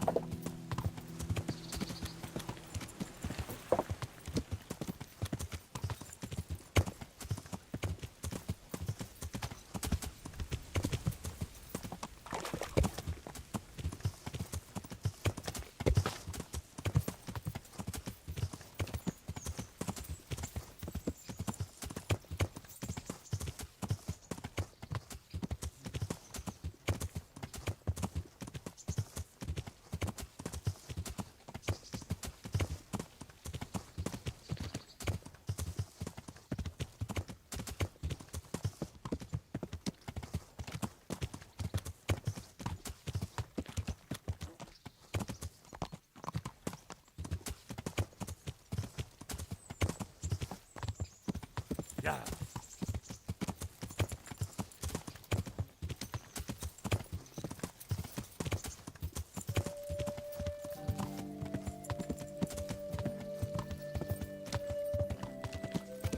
Yeah.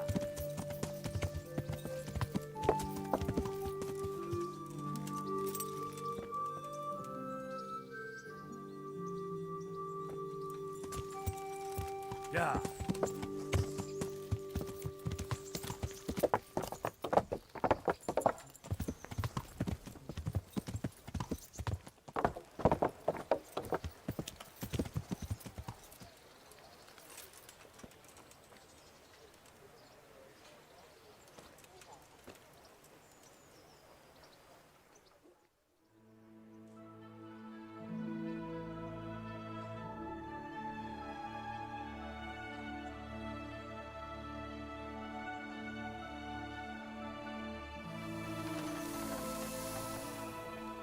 I'm glad to see you. See you later.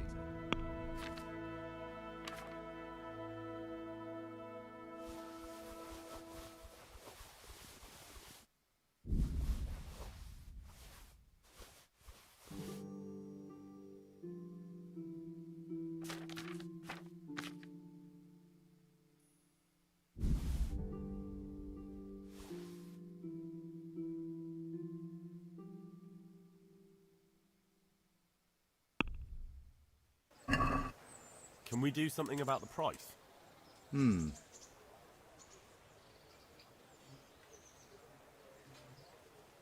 What do you say to this? Yeah, that's too much.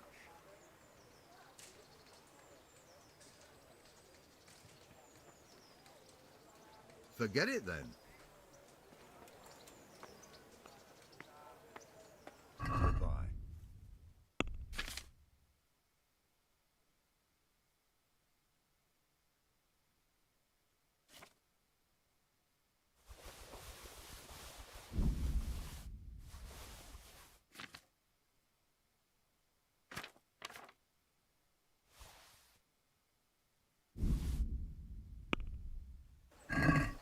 Let's... Well, What do you...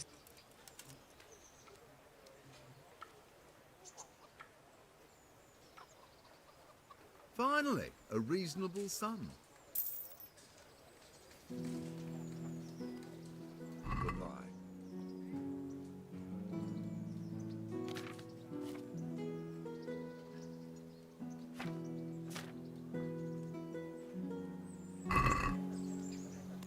Let's talk about... What do you say to...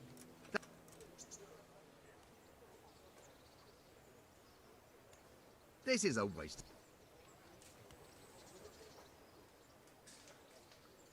I'll be with you.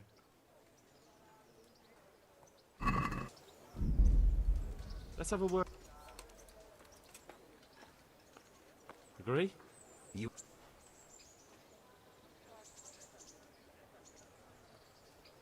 I'm finished. This is... I'll be with you.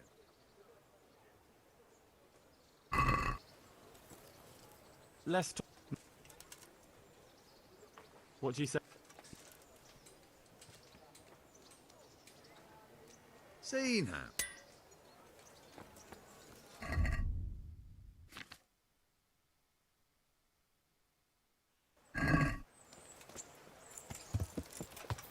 Yeah.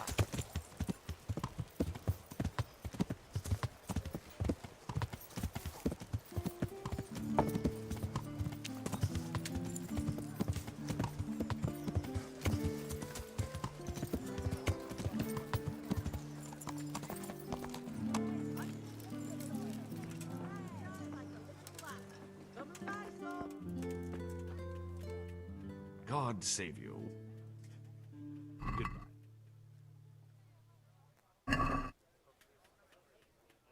Let's have a word about the... Well, we... Saturday? You won't... See now, I knew we'd come to an agreement.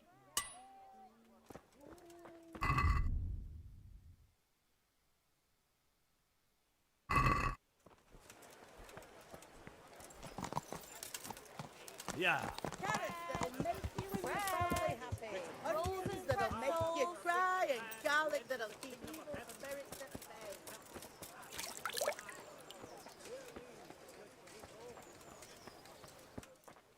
Have you read it already? Oh, Henry, it's a marvellous book. Wonderful, really. I've found what we need, but it won't be easy.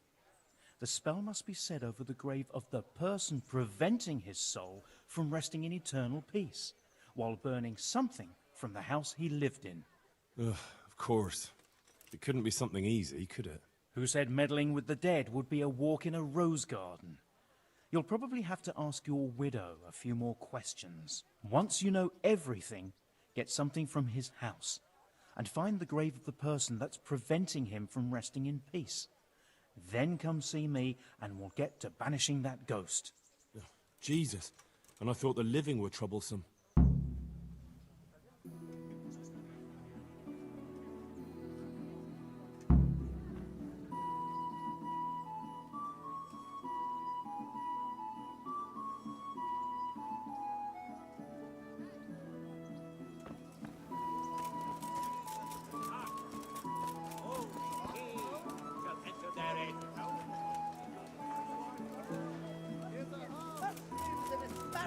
Yeah. Come right up.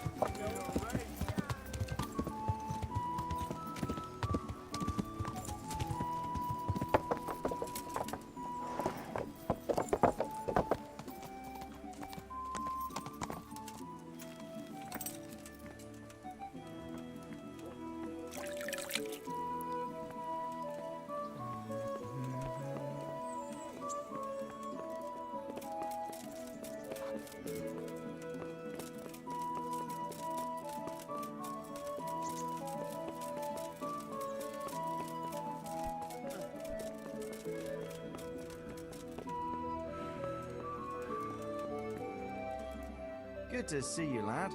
Sir Hanush told me you won his tourney. Good job, Henry. Sir, I'm afraid I have some bad news. We came across a burnt-out farm near Merhayed. Christ! It seems Pribyslavitz wasn't the end of it. Well, this is something else, sir. We found a shield there with a crest. A tricolour star on a blue field. I know that coat of arms, unfortunately. It's the House of Zul. There was a letter there, too. Show it to me. Although I think I already know what it will say. Here you are, sir. Unscrupulous beast. Cruelty and malevolence. I challenge you to face me in a duel, defend your honor. Antinomious wretch. Well, that's nice. Signed, Hagen Zool. As I expected, old grievances coming back to haunt me. This Sir Hagen wants to challenge you to a duel. Apparently, he still hopes I will agree to this kind of outmoded solution to disputes. But surely you can't refuse a challenge to a duel. What about your honor? Henry, my boy, honor is a splendid thing, and it should be held in high regard. But in time, you'll learn that some matters are not so straightforward. Like this one? Yes, like this one. The only reason Hagen is challenging me now is that he has a marked advantage. I've served as the royal hetman for the last 15 years and become a courtier. Hagen, meanwhile, was fighting in the Margraviate Wars in Moravia and elsewhere as a mercenary. Which of us do you think would win a duel? That's not honor, but an abuse of honor. Commonplace opportunism. I don't blame him for trying, but I'm not such a fool as to play by his rules.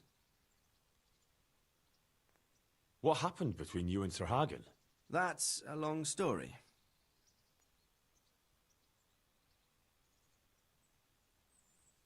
Well, I'd like to hear the whole story, sir, if you wouldn't mind. Very well. It began in the first year of King Wenceslas's reign. He sent me to resolve a dispute between the Zuuls and a neighboring house. It concerned land boundaries. The Zuuls had refused to accept the ruling of the land court. His Majesty's position was a little shaky after his coronation. So a decision was made in the royal court to take radical action against any dissent in the kingdom. Since the Zuul family was defying the king, we were obliged to punish them. Harshly, as the circumstances demanded. The head of the family, Hagen's father, was hanged, their castle razed to the ground and their property confiscated. So, they're out for vengeance. But you acted according to the law. Would it were that simple, lad. I was young and didn't realize the repercussions it would bring. For one thing, the king didn't use it to strengthen his position. On the contrary, he took less and less interest in such affairs. How come? Because he realized things would eventually sort themselves out. He promoted me to royal hetman, leaving him to pursue other interests. Secondly, my actions essentially created another band of robbers. When you strip a nobleman of his property, you can't expect him to take to begging. And thirdly, I wasn't aware at the time that the other party to the dispute was distantly related to me. Naturally, that made it look like I was acting in self-interest. If I'd known what I know today, I'd have been a lot more circumspect. Well, what are we going to do about this? You and Kuno's band will just have to deal with Hagen and prevent further mayhem. The longer he's marauding around these parts, the greater the chances that I'll finally have to succumb to his conditions. So you'd fight him, if it came to that? Let's hope it doesn't come to that. But maybe there's something else behind this challenge. Maybe it's coin he's after. Who knows? All right. We'll deal with him, sir. I'm sure you will, Henry. Good luck, then.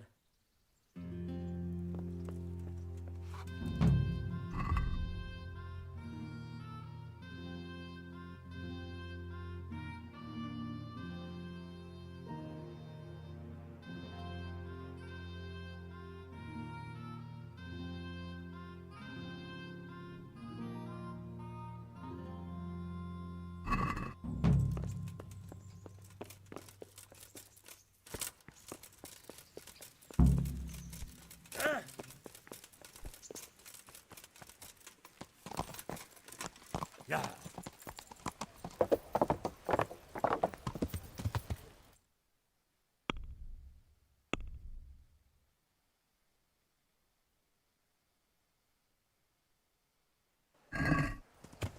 Yeah.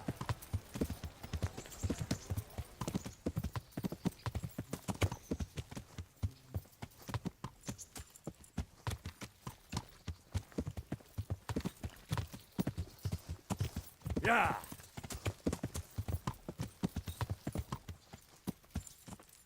Yeah.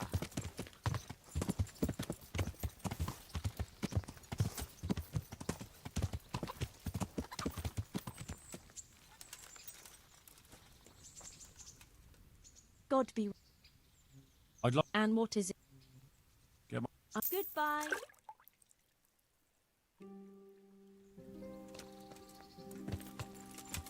Yeah.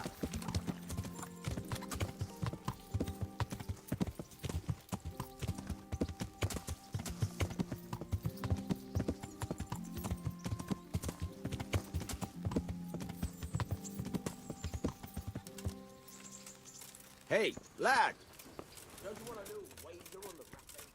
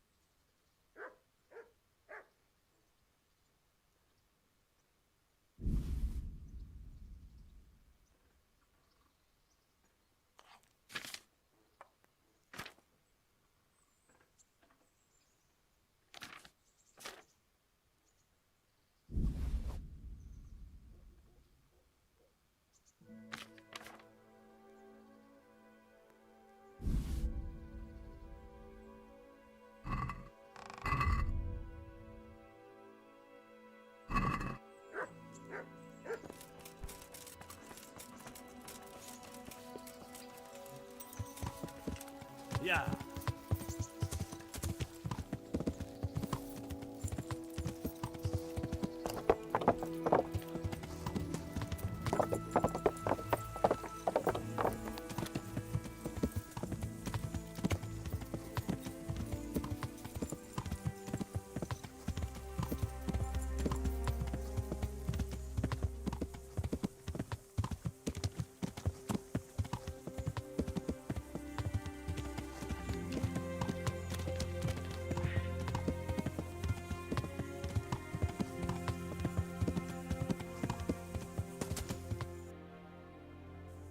Yeah.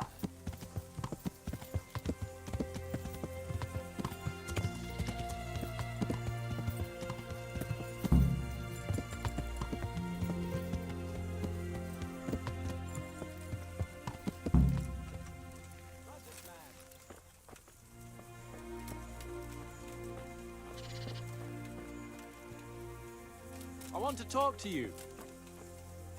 What is it, Jakey? The stone wants to talk with you, if you can call it that. Probably about that ring. What ring? Ah, no one told you about it. The fellas call it the Ring of Bacchus. It's a kind of game we play. Kuno gave us this ring. It's just a worthless bauble. But when we're at the tavern, Kuno pays everything for the man who has the ring. So we steal the ring from each other and try to trick each other. Well, actually, just the others. They won't let me play. Kuno says I'm too young to get boozed up. That sounds like a lot of fun. But I don't have the ring, so why does the stone want to see me? He probably wants you to steal it from someone. Since you're new, the fellows will talk to you, and it won't be suspicious. All right. I'll have a word with him. Hey, Jakey, can you tell me something about yourself? Want to get matey, eh? Sure, Henry. What do you want to know? What do you think about this business with Hag and Zool? Zool? Huh. I'd rather keep that to myself. But since you're the only one who's interested in my opinion, I'll tell you. I reckon Radzig's making a big mistake. I might not be grown up yet, but I've walked in these shoes long enough to know that asking a mercenary to do something for nothing is stupid. Wait, what are you trying to say? Never mind. It's just a feeling I have. If Kuno heard me talking about it, he'd tan my hide. All right, we'll drop it then. How did you end up in Kuno's band? Well, I used to be a baker's hand in Prague, but all the other fellas were always on my back, always swearing at me. Sometimes they even beat me up, took everything I had. To make a bit of coin, I started going to the tavern across the road, entertaining the rich gents with jokes, playing the fool. Sometimes someone would throw me a half-groschen. One time, Kuno turned up there, and I got to talking with him. When I told him all the shit I was getting at the bakery, he offered to take me with him. I bet you were glad to get out of there. Yeah, though it's not like they give me much peace here either. It's all, Jakey, come here. Jakey, go there. Jakey, get that. How come they bullied you at the bakery? It's usually the shy ones bullies pick on. That's not exactly you. Not now, maybe. I learned a thing or two since then. Oh, come on, you shy? You just said you were playing the fool and telling jokes in the tavern. All right, I'll tell you the truth. They picked on me because I'm an orphan. The parish priest of St. Apollinaires in Prague found me as a baby in the church one winter's morning. I spent half my childhood in parish houses and half on the street. I see. That must have been tough. It still is tough, I can tell you that. Well, surely you can't be any worse off here than in the bakery. No, only at the bakery, the worst I ever got was a beating. It's not like my life was in danger. But here, when those Beerman brothers are drunk, I have to keep well out of sight.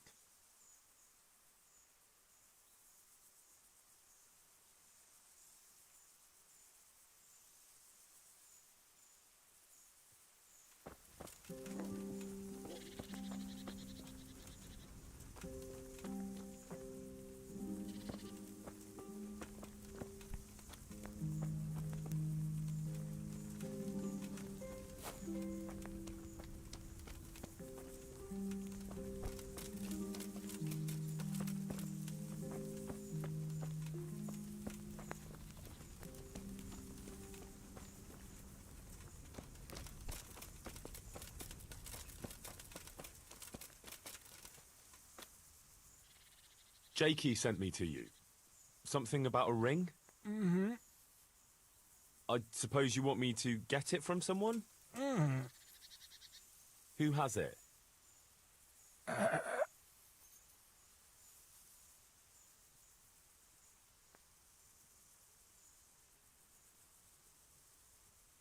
I didn't quite... Is it Fletching? Mm-mm. Peter Berman? Mm-mm. Does Dangler have it? Mm. All right. How should I get it?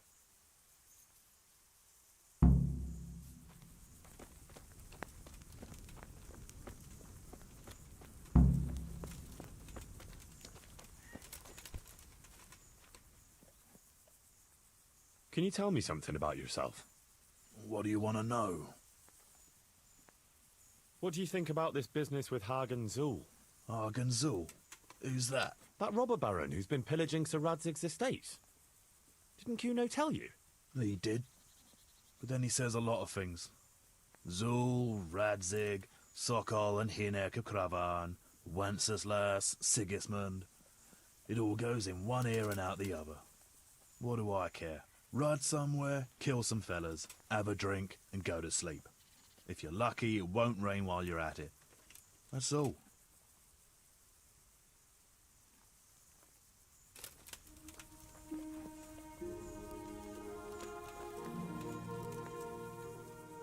Hey, I want the Ring of Bacchus. I heard you have it. So you'd come and ask me for it. That's a novel approach. Well, you don't just have to steal it from each other. Why not play for it? I don't play dice, but we can duel for it. All right. Why not? I'll wager the ring, and you put up some groschen, all right? Sure. I'll wager that. That'll do it. Well, now it's something worth fighting for, so you better watch out.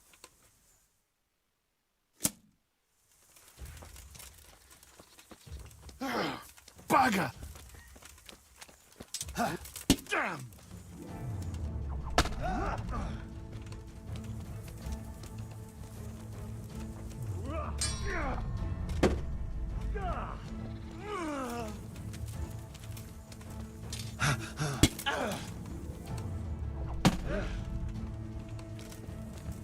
You'll die for that.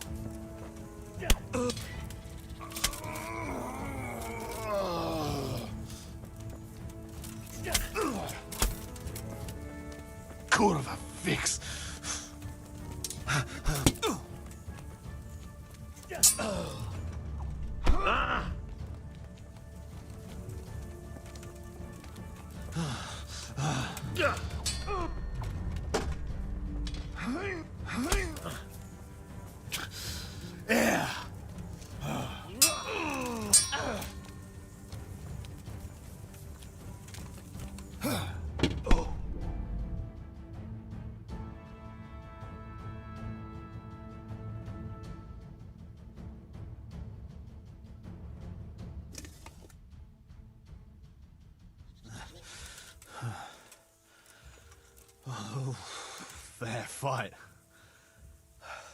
Well, I don't like giving it up. Well, at least I won't get so plastered next time. Just watch her, it doesn't get pinched. I'll do that. Thanks.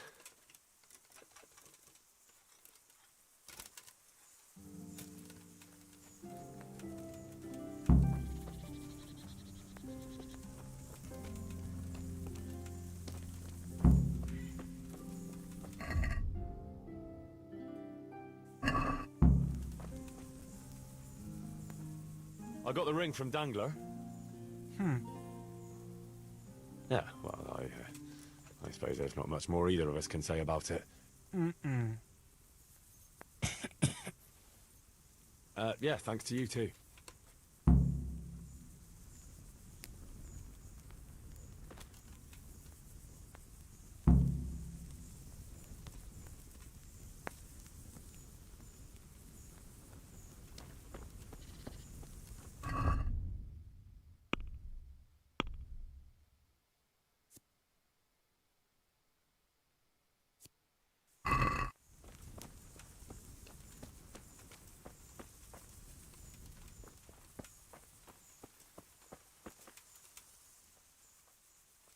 I'd been to see Sir Radzig. So how did he take the news? Well, he wasn't exactly happy about it. I can well imagine. I wouldn't want the Zul's plundering my estates either. If I had any. He wants us to carry on patrolling the area. There's nothing else for it. That makes sense.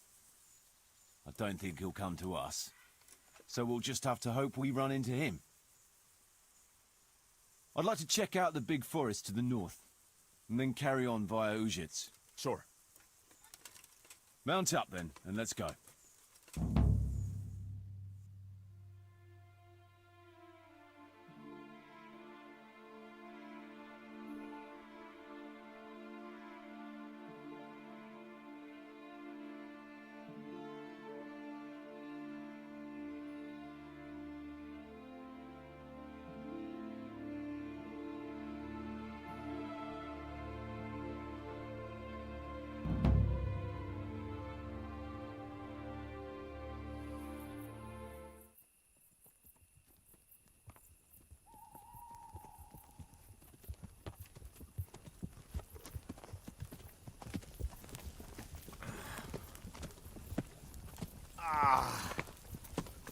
Please, can we stop for a bit? My arse is aching, and I've such a thirst I could drink a moat dry. Same here. What do you say, Chief? Not to worry. We'll choose it soon. We'll spend the night there. I heard they've got a peculiar priest there. They say he drinks like the devil himself. There's nothing strange about that. Every other man of the cloth is a swill pot. Or a lecher. Or both.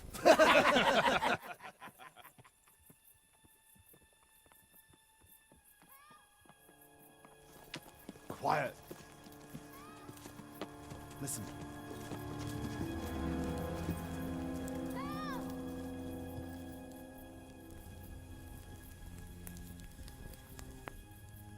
For the love of God, help!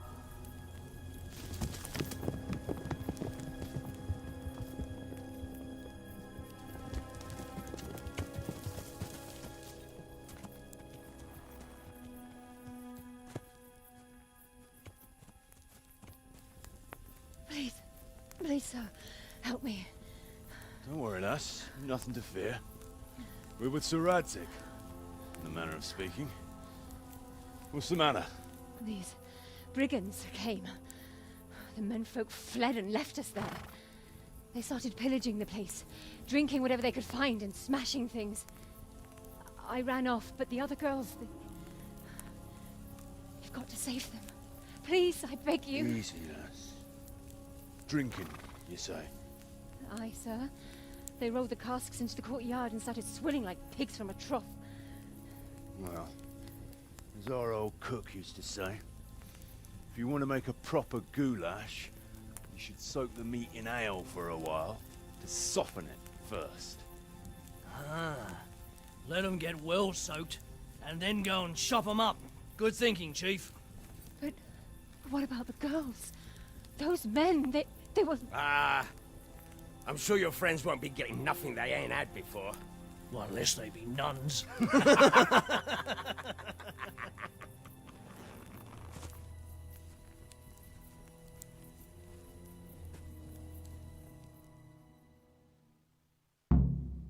Kuno, the girl's right. If we delay, her friends will pay the price for it. I appreciate your advice, Henry. But it's caution that'll keep you alive, not chivalrous deeds.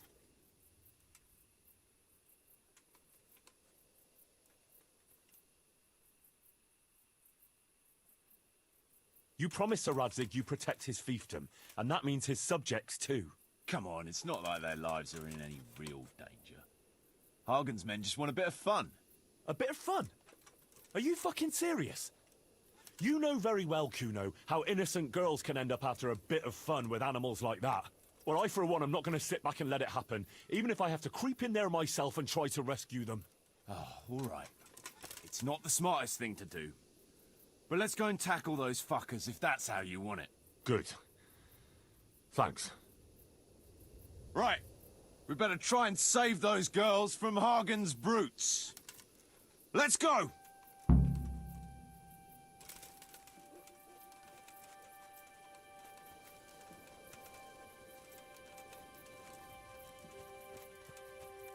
Who wants their back covered? It's last night. Cover that side for me. It's all in the wrist, Dangler. And best to take off your gauntlet first, so as not to do yourself an injury. Still, it's always good to have your helmet well polished before battle. Thanks for your valuable advice, brothers. Watch your right side then, yeah? Thanks, Jenkins.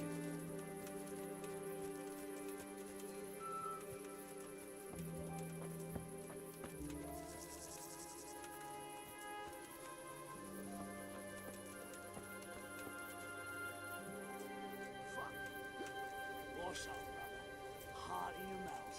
Jesus, what the... Fuck! It's a sign from God, Petter. A foretaste of what we'll do with the liquid loot we take from the foe. Shit. I wanted to charge them with a terrifying roar. There'll be no more wine flowing here.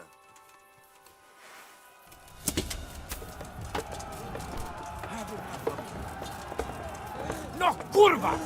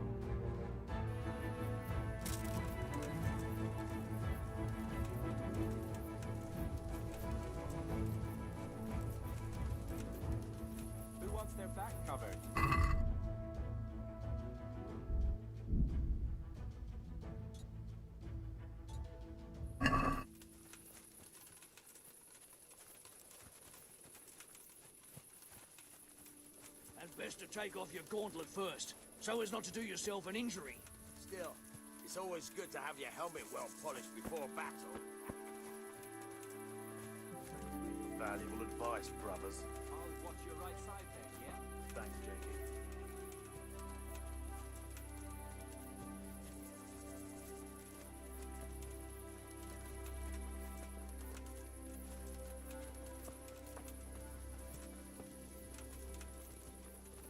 Fuck! What's up, brother? Heart in your mouth. Jesus, what the... Fuck! It's a sign from God, Petter. A foretaste of what we'll do with the liquid loot we take from the foe. Shit. I wanted to charge them with a terrifying roar. There'll be no more wine flowing here. Now it's your blood that will stain the ground.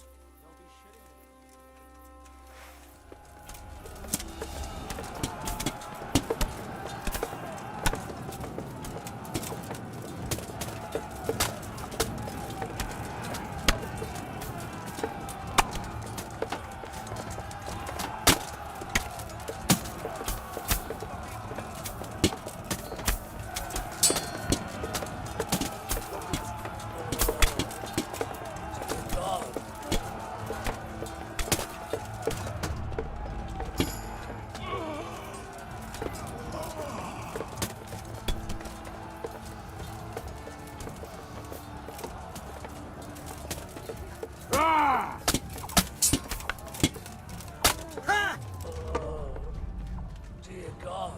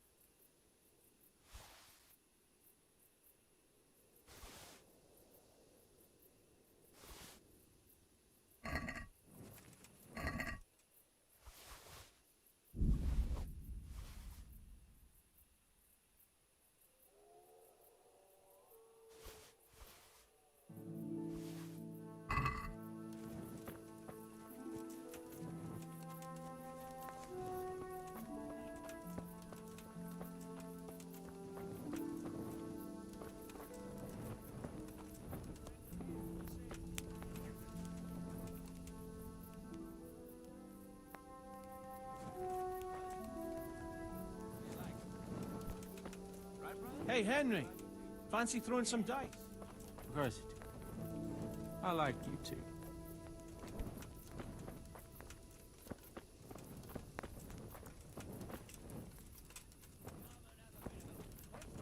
Dice, eh? Or two will put some colour in your cheeks. You want to have a scrap with me? Scrap? That's putting it in vulgar terms. I want to challenge you to an honourable bout of combat. You've nothing better to do right now anyway. All right. But let's make it a bit more interesting. You're a man after my own heart. Tell you what, let's make it a lot more interesting. Well, a wager like that will bring a bit of excitement into it, at least.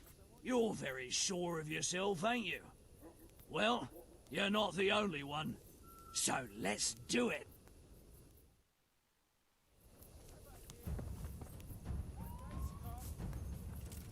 I'll wring your neck. God damn.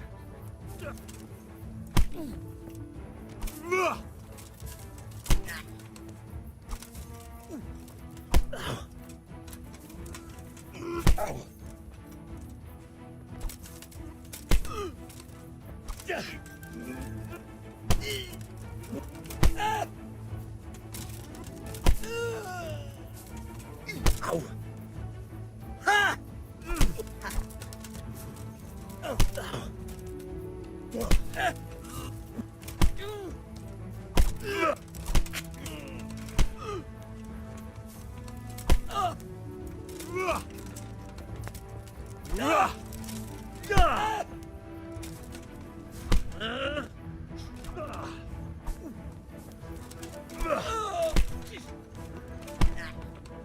Well, sort of. Right, hiding. I never thought you had it in it.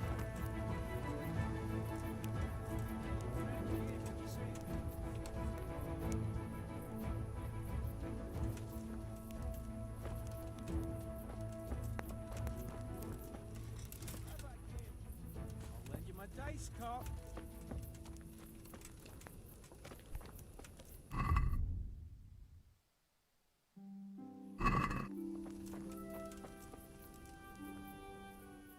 Up for a game? Always. I've got some nice little items to wager. What do you say? Well, that depends what you have. I've got a shield, a jupon, and a very fine embroidered hat. The shield's got the Rickfald crest. A nice piece, handles well, and tough enough to take quite a battering. Then I've got this combat jupon. Not only does it look good, but it'll help keep your skin in one piece. And then there's this noble hat. It's not a lot of use on the battlefield, but if you want to look elegant around town, it'll certainly make a big impression on folk. And the girls will be fainting at your feet. I could use that jupon. All right, but what will you wager? You'll have to make it worth my while. After all, fine things like these here don't just grow on trees. This should be enough, right? That'll do me. Let's play. St. George, guide my hand.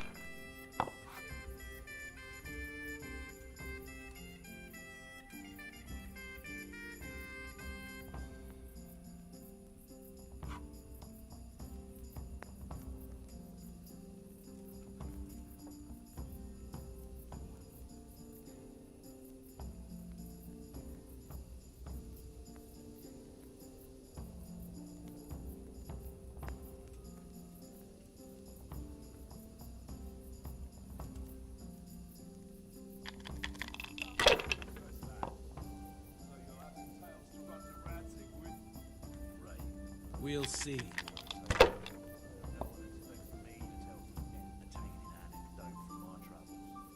That's it.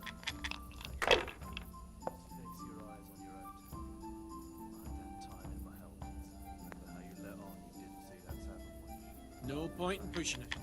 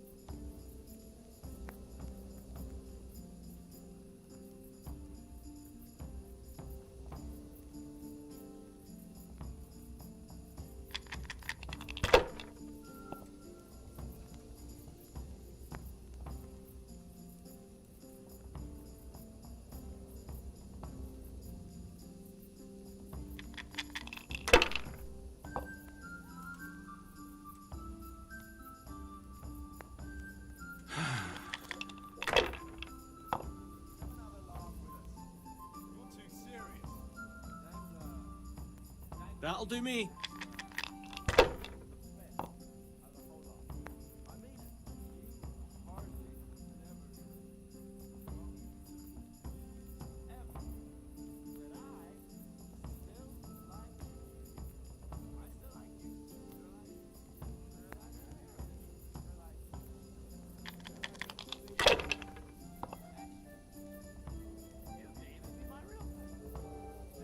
We'll see.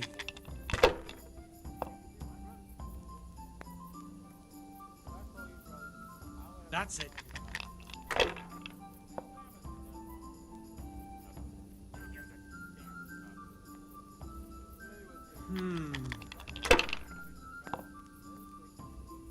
No luck tonight.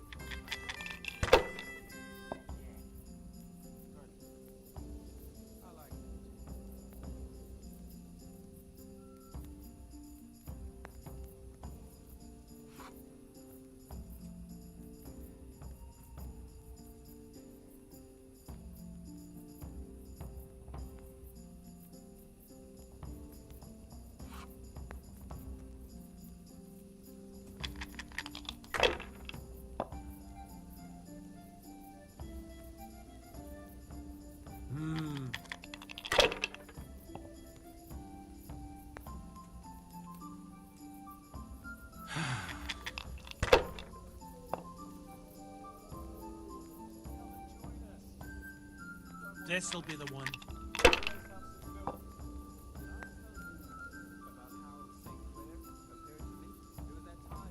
Finished.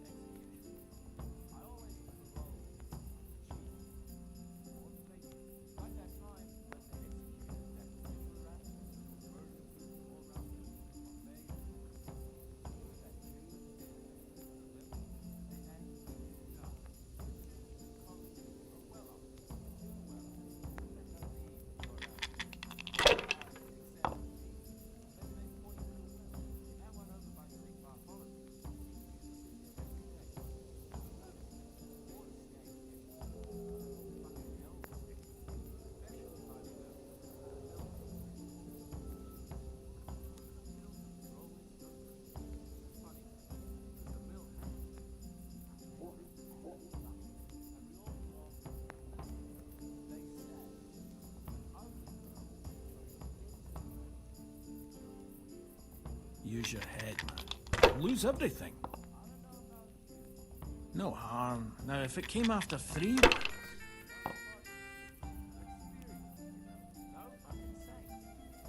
We'll see.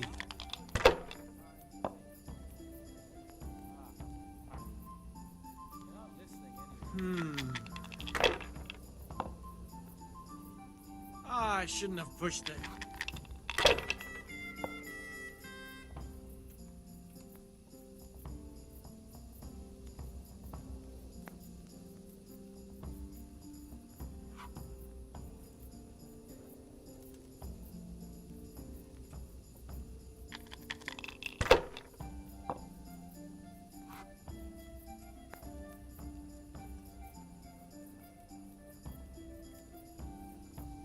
That's it.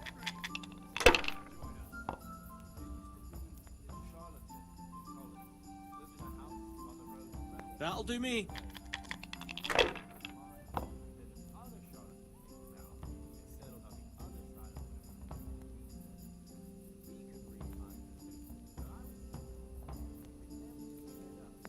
Holy Mother of God, why do you punish me?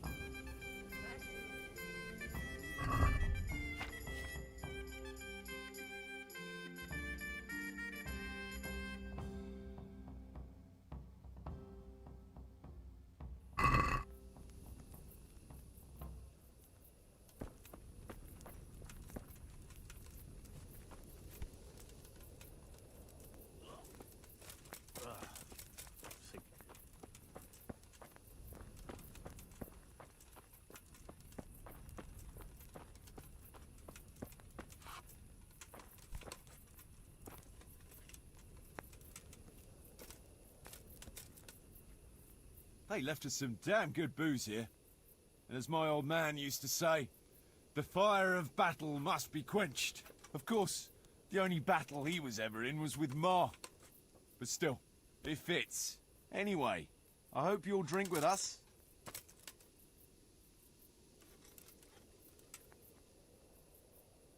Sure. Why look a gift horse in the mouth? My words exactly. Me and the lads were just saying how we know nothing about you. Most of the folk around here have hardly been further than the village market.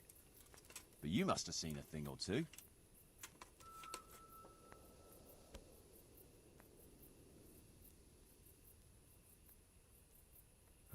That I have. I suppose you heard about the raising of Skalitz. Aye, I heard. And Radzig told me you're from there. But that's probably not the kind of story to go with wine and good cheer. Have you heard of Sir Hans Capon?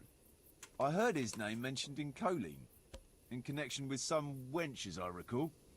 A young dandy, eh? Yeah, that's him. He's going to inherit Ratai once he comes of age.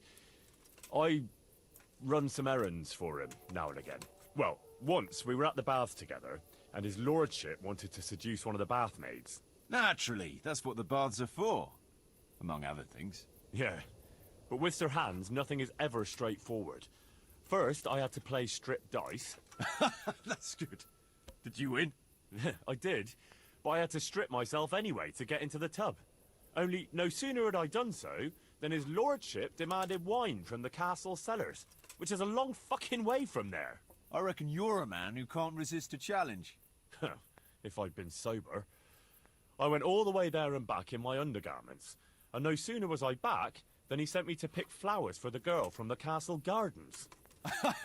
It's starting to sound like a fairy tale with 3 wishes. Well, actually, he probably did have a third wish, but he didn't get a chance to say it. How's that? Well, I got back only to find the girl's sweetheart, some guard called Arsenballs, well, that's what Sir Hans called him, trying to drown him in the bath. Drown a nobleman over a wench. That's balls, all right. Well, Sir Hans was naked and drunk, so he didn't look very noble. Anyway, I tackled this fella and saved Sir Hans from him. It could have all got out of hand, but it ended with only a few bruises. Sir Hans never got his way with the girl, though. All that trouble for nothing. Tell us another. Do you know Talmberg? Aye, I do. It's that castle on the hill, not far from here. That's right. Sir Divish is the lord there. You might have heard he was locked up in his own castle for 7 years by another lord he had some dispute with. I remember hearing something about that. How did he get out? His wife, Lady Stephanie, managed to get justice for him in the end, with the help of the provincial council. Right. But I thought you were going to tell us something about yourself, Henry. I'm getting there. It's to do with the young Lady Stephanie. She took a liking to me and asked me to help her get some things for her cousin's wedding, which I did. And she was very, very grateful.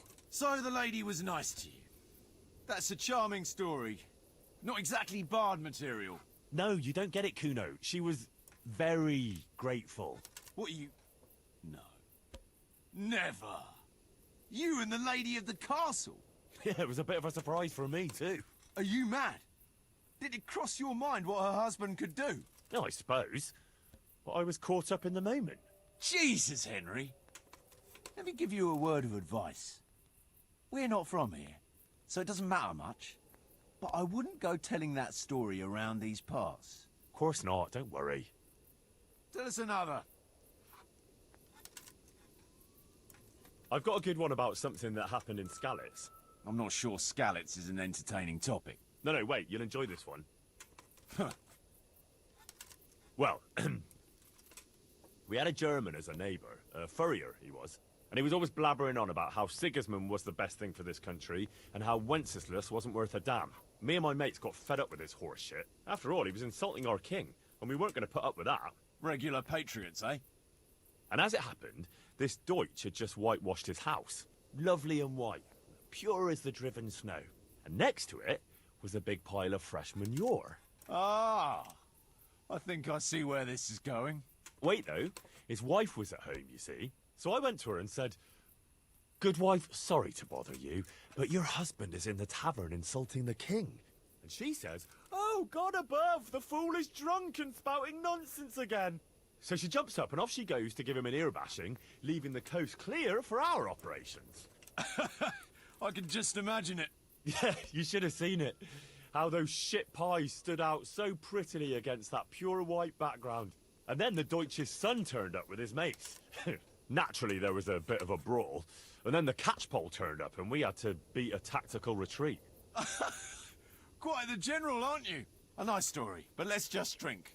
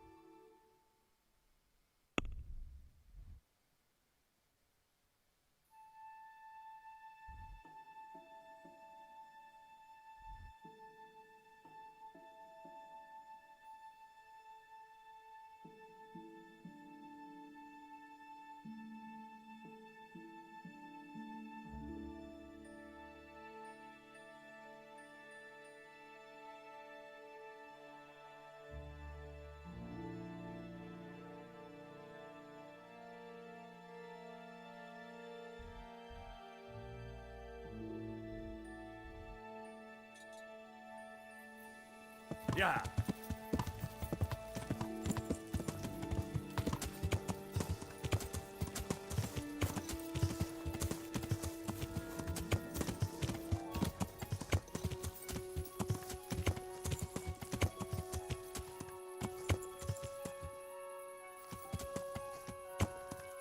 Yeah.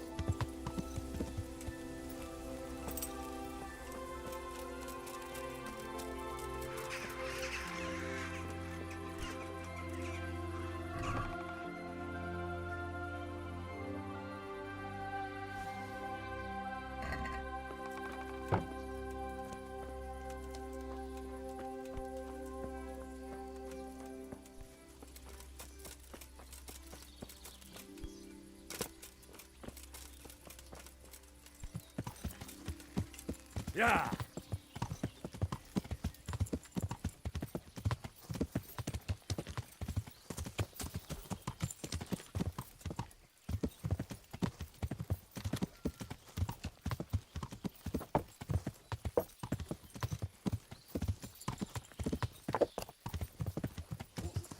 Yeah.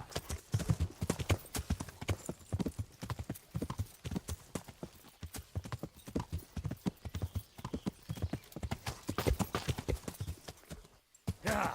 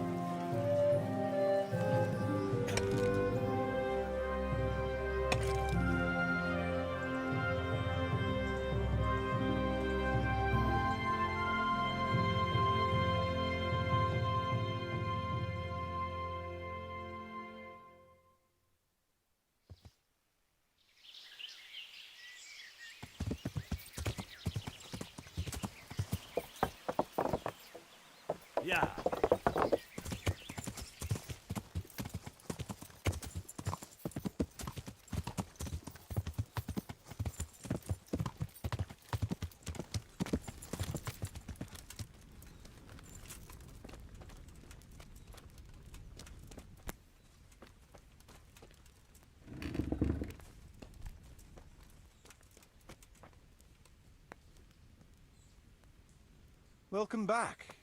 What news from Ratai? Well, the bailiff read Sir Divish's decree, and now I'm officially bailiff of Pribyslavitz. Then allow me to congratulate you. What will be your first step? First, actually, I'm not quite sure. What would you recommend? As it happens, I already sought a few things in your absence. You might have noticed that the first people have come from Ratai. Yeah, I saw some heading here right away. So when they arrived, I was able to start clearing building plots with them. After they'd erected some temporary dwellings, that is. So we're ready to get things started? As long as you know what you want to build, I can show these new people what to do. We'll be building on the sites we've measured out. You can go and look them over first, if you like. I'll do that. I'll see what's going to be built where. Nevertheless, I doubt you'll be able to figure that out just from looking at the sites. How do I choose what to build where? I've already given it some thought on your behalf. I even wrote it all down in the accounts ledger. Everything will be recorded there. I'll make a note of every change as we proceed. Thanks. That'll be a big help. And where can I find this book? It will always be kept at the Rat House. What about the workers' wages and buying materials for artisans? The money must be put in the trunk here. The expenditures for wages and materials will be taken from it. So you should keep it topped up to prevent delays. It reminds me, there's the matter of my own pay to be resolved. Yes, of course. Sir Divish guaranteed me a fixed income. What's more, this job is an exceptionally big one. I see. But how much are you thinking? I have a record of payment here somewhere. Here it is. Let's say 1/4 more than that.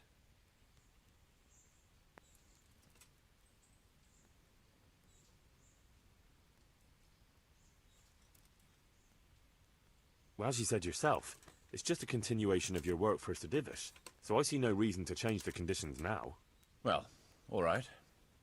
It seems we understand each other. I agree. Good. I'll put your wages in the trunk, too. Are you sure it's quite safe? Quite.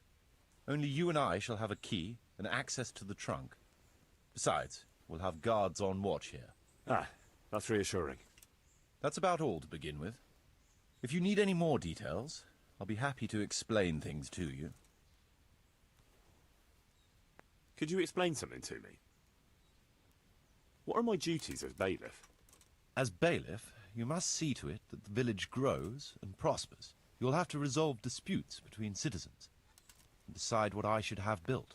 The coin for it will come from your own purse. Basically, you'll have to keep the whole locality under control, but you can't just do whatever you like. You're still answerable to Sir Divish, as am I. Which means... Which means that if the folk here are unhappy, word will soon get to Sir Divish, and he'll put you in your place. So you'd better see to it that there's no thieving, and folk have jobs to do, and their wages are paid. Of course. I'll keep a close eye on things. How do I build houses? First, find out how much it'll cost, and whether the upkeep won't ruin you. Everything is written in the ledger. You can check it all there, or just come and see me. Sure. How do the accounts work? The most important thing is to know how much profit your buildings generate, and what they cost to operate. That's written on the very first page of the ledger, which will be kept at the Rat House. Whenever we erect a new building, I record it there.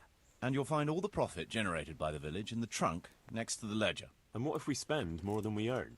Then you'll have to put the amount necessary for covering the operating costs into the trunk. I see. Probably best to have a little extra there for a rainy day then. How do operating costs work? Those are the workers' wages, costs of material and equipment for tradesmen, and so on. And what if I don't have enough coin? Then production will grind to a halt. Watch out for that. Folks soon get grouchy if they're not getting paid. The amount needed each day is recorded in the accounts ledger too. So you should keep enough in the trunk to cover the wages. And how do I pay the workers? Don't concern yourself about that. I'll take care of it. As long as you provide the coin. So I could put enough money there for, say, 3 days in advance? Indeed. Simple enough, isn't it? All right, thanks. How can I get new people to come to the village? Don't worry about that. Folk will gradually turn up of their own accord when there are houses for them. Each building can house a certain number of people. The bigger the house, the more inhabitants. And the more space you have for them, the more country folk will come here in search of a better livelihood. What about tradesmen? I can find you fairly competent ones. But if you can get really skilled artisans, it will certainly be a boon for the village income. Although it's not all that easy to get skilled people. You could ask around. I see. Any suggestions? You could try asking the 2 Sasau armourers for a start. They're always at each other's throats, so maybe one of them could work here. But don't forget to get a forge and armoury workshop set up for him. Otherwise you'll only be wasting his time. Right. I'll go and have a word with them later. I must give some thought to who else would come in handy here. Thanks. How can I improve the buildings? The process is exactly the same as for building from the ground up. We need to have enough coin, materials, and of course, something to improve. It goes without saying that there's no point in better blacksmith's equipment if you've no forge to put it in. Well, I can't argue with that. But why bother with improvements at all? Because they make it possible to produce better goods that can be sold at a higher price, so we'll earn more money. Nothing, actually. So, how am I doing with the village? Let's see. You're still far from having the income you need to make the village prosper. Well, the village isn't ready yet for the expansion Sir Divish is planning. The church is still in ruins. Doesn't create a good impression. We're on the right track, but we haven't reached the end yet. All right, I'll get stuck in. I want to build something. Certainly, Master Bailiff. What's it to be?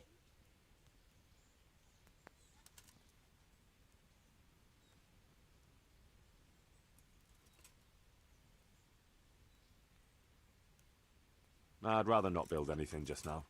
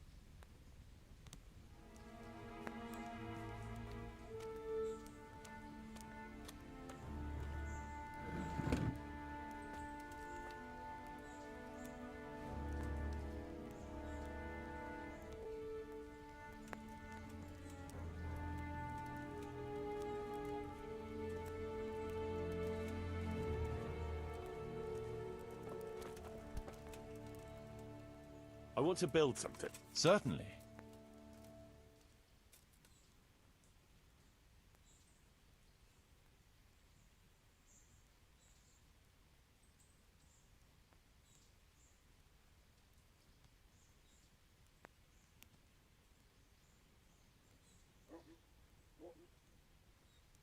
I'd rather not build.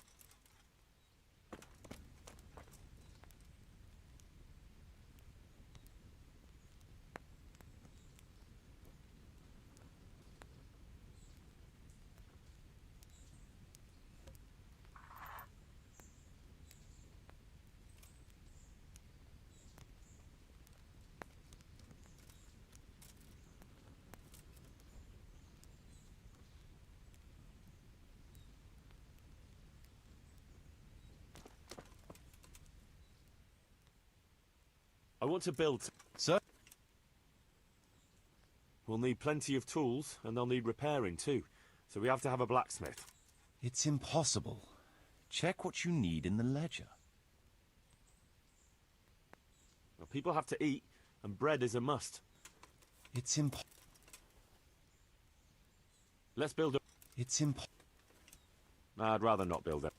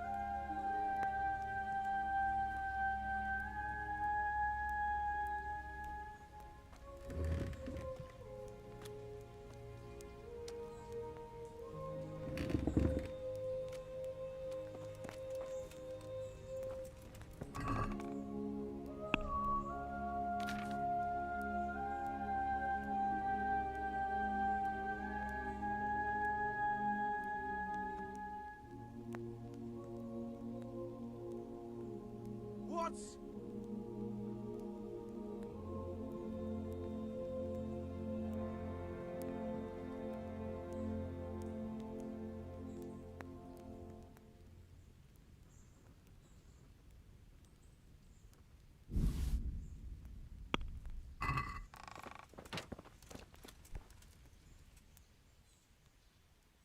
I want to build... Certainly, Master Bailey. We'll need plenty... It's impossible. Trade is important. It's impossible. No, we don't have a... It's...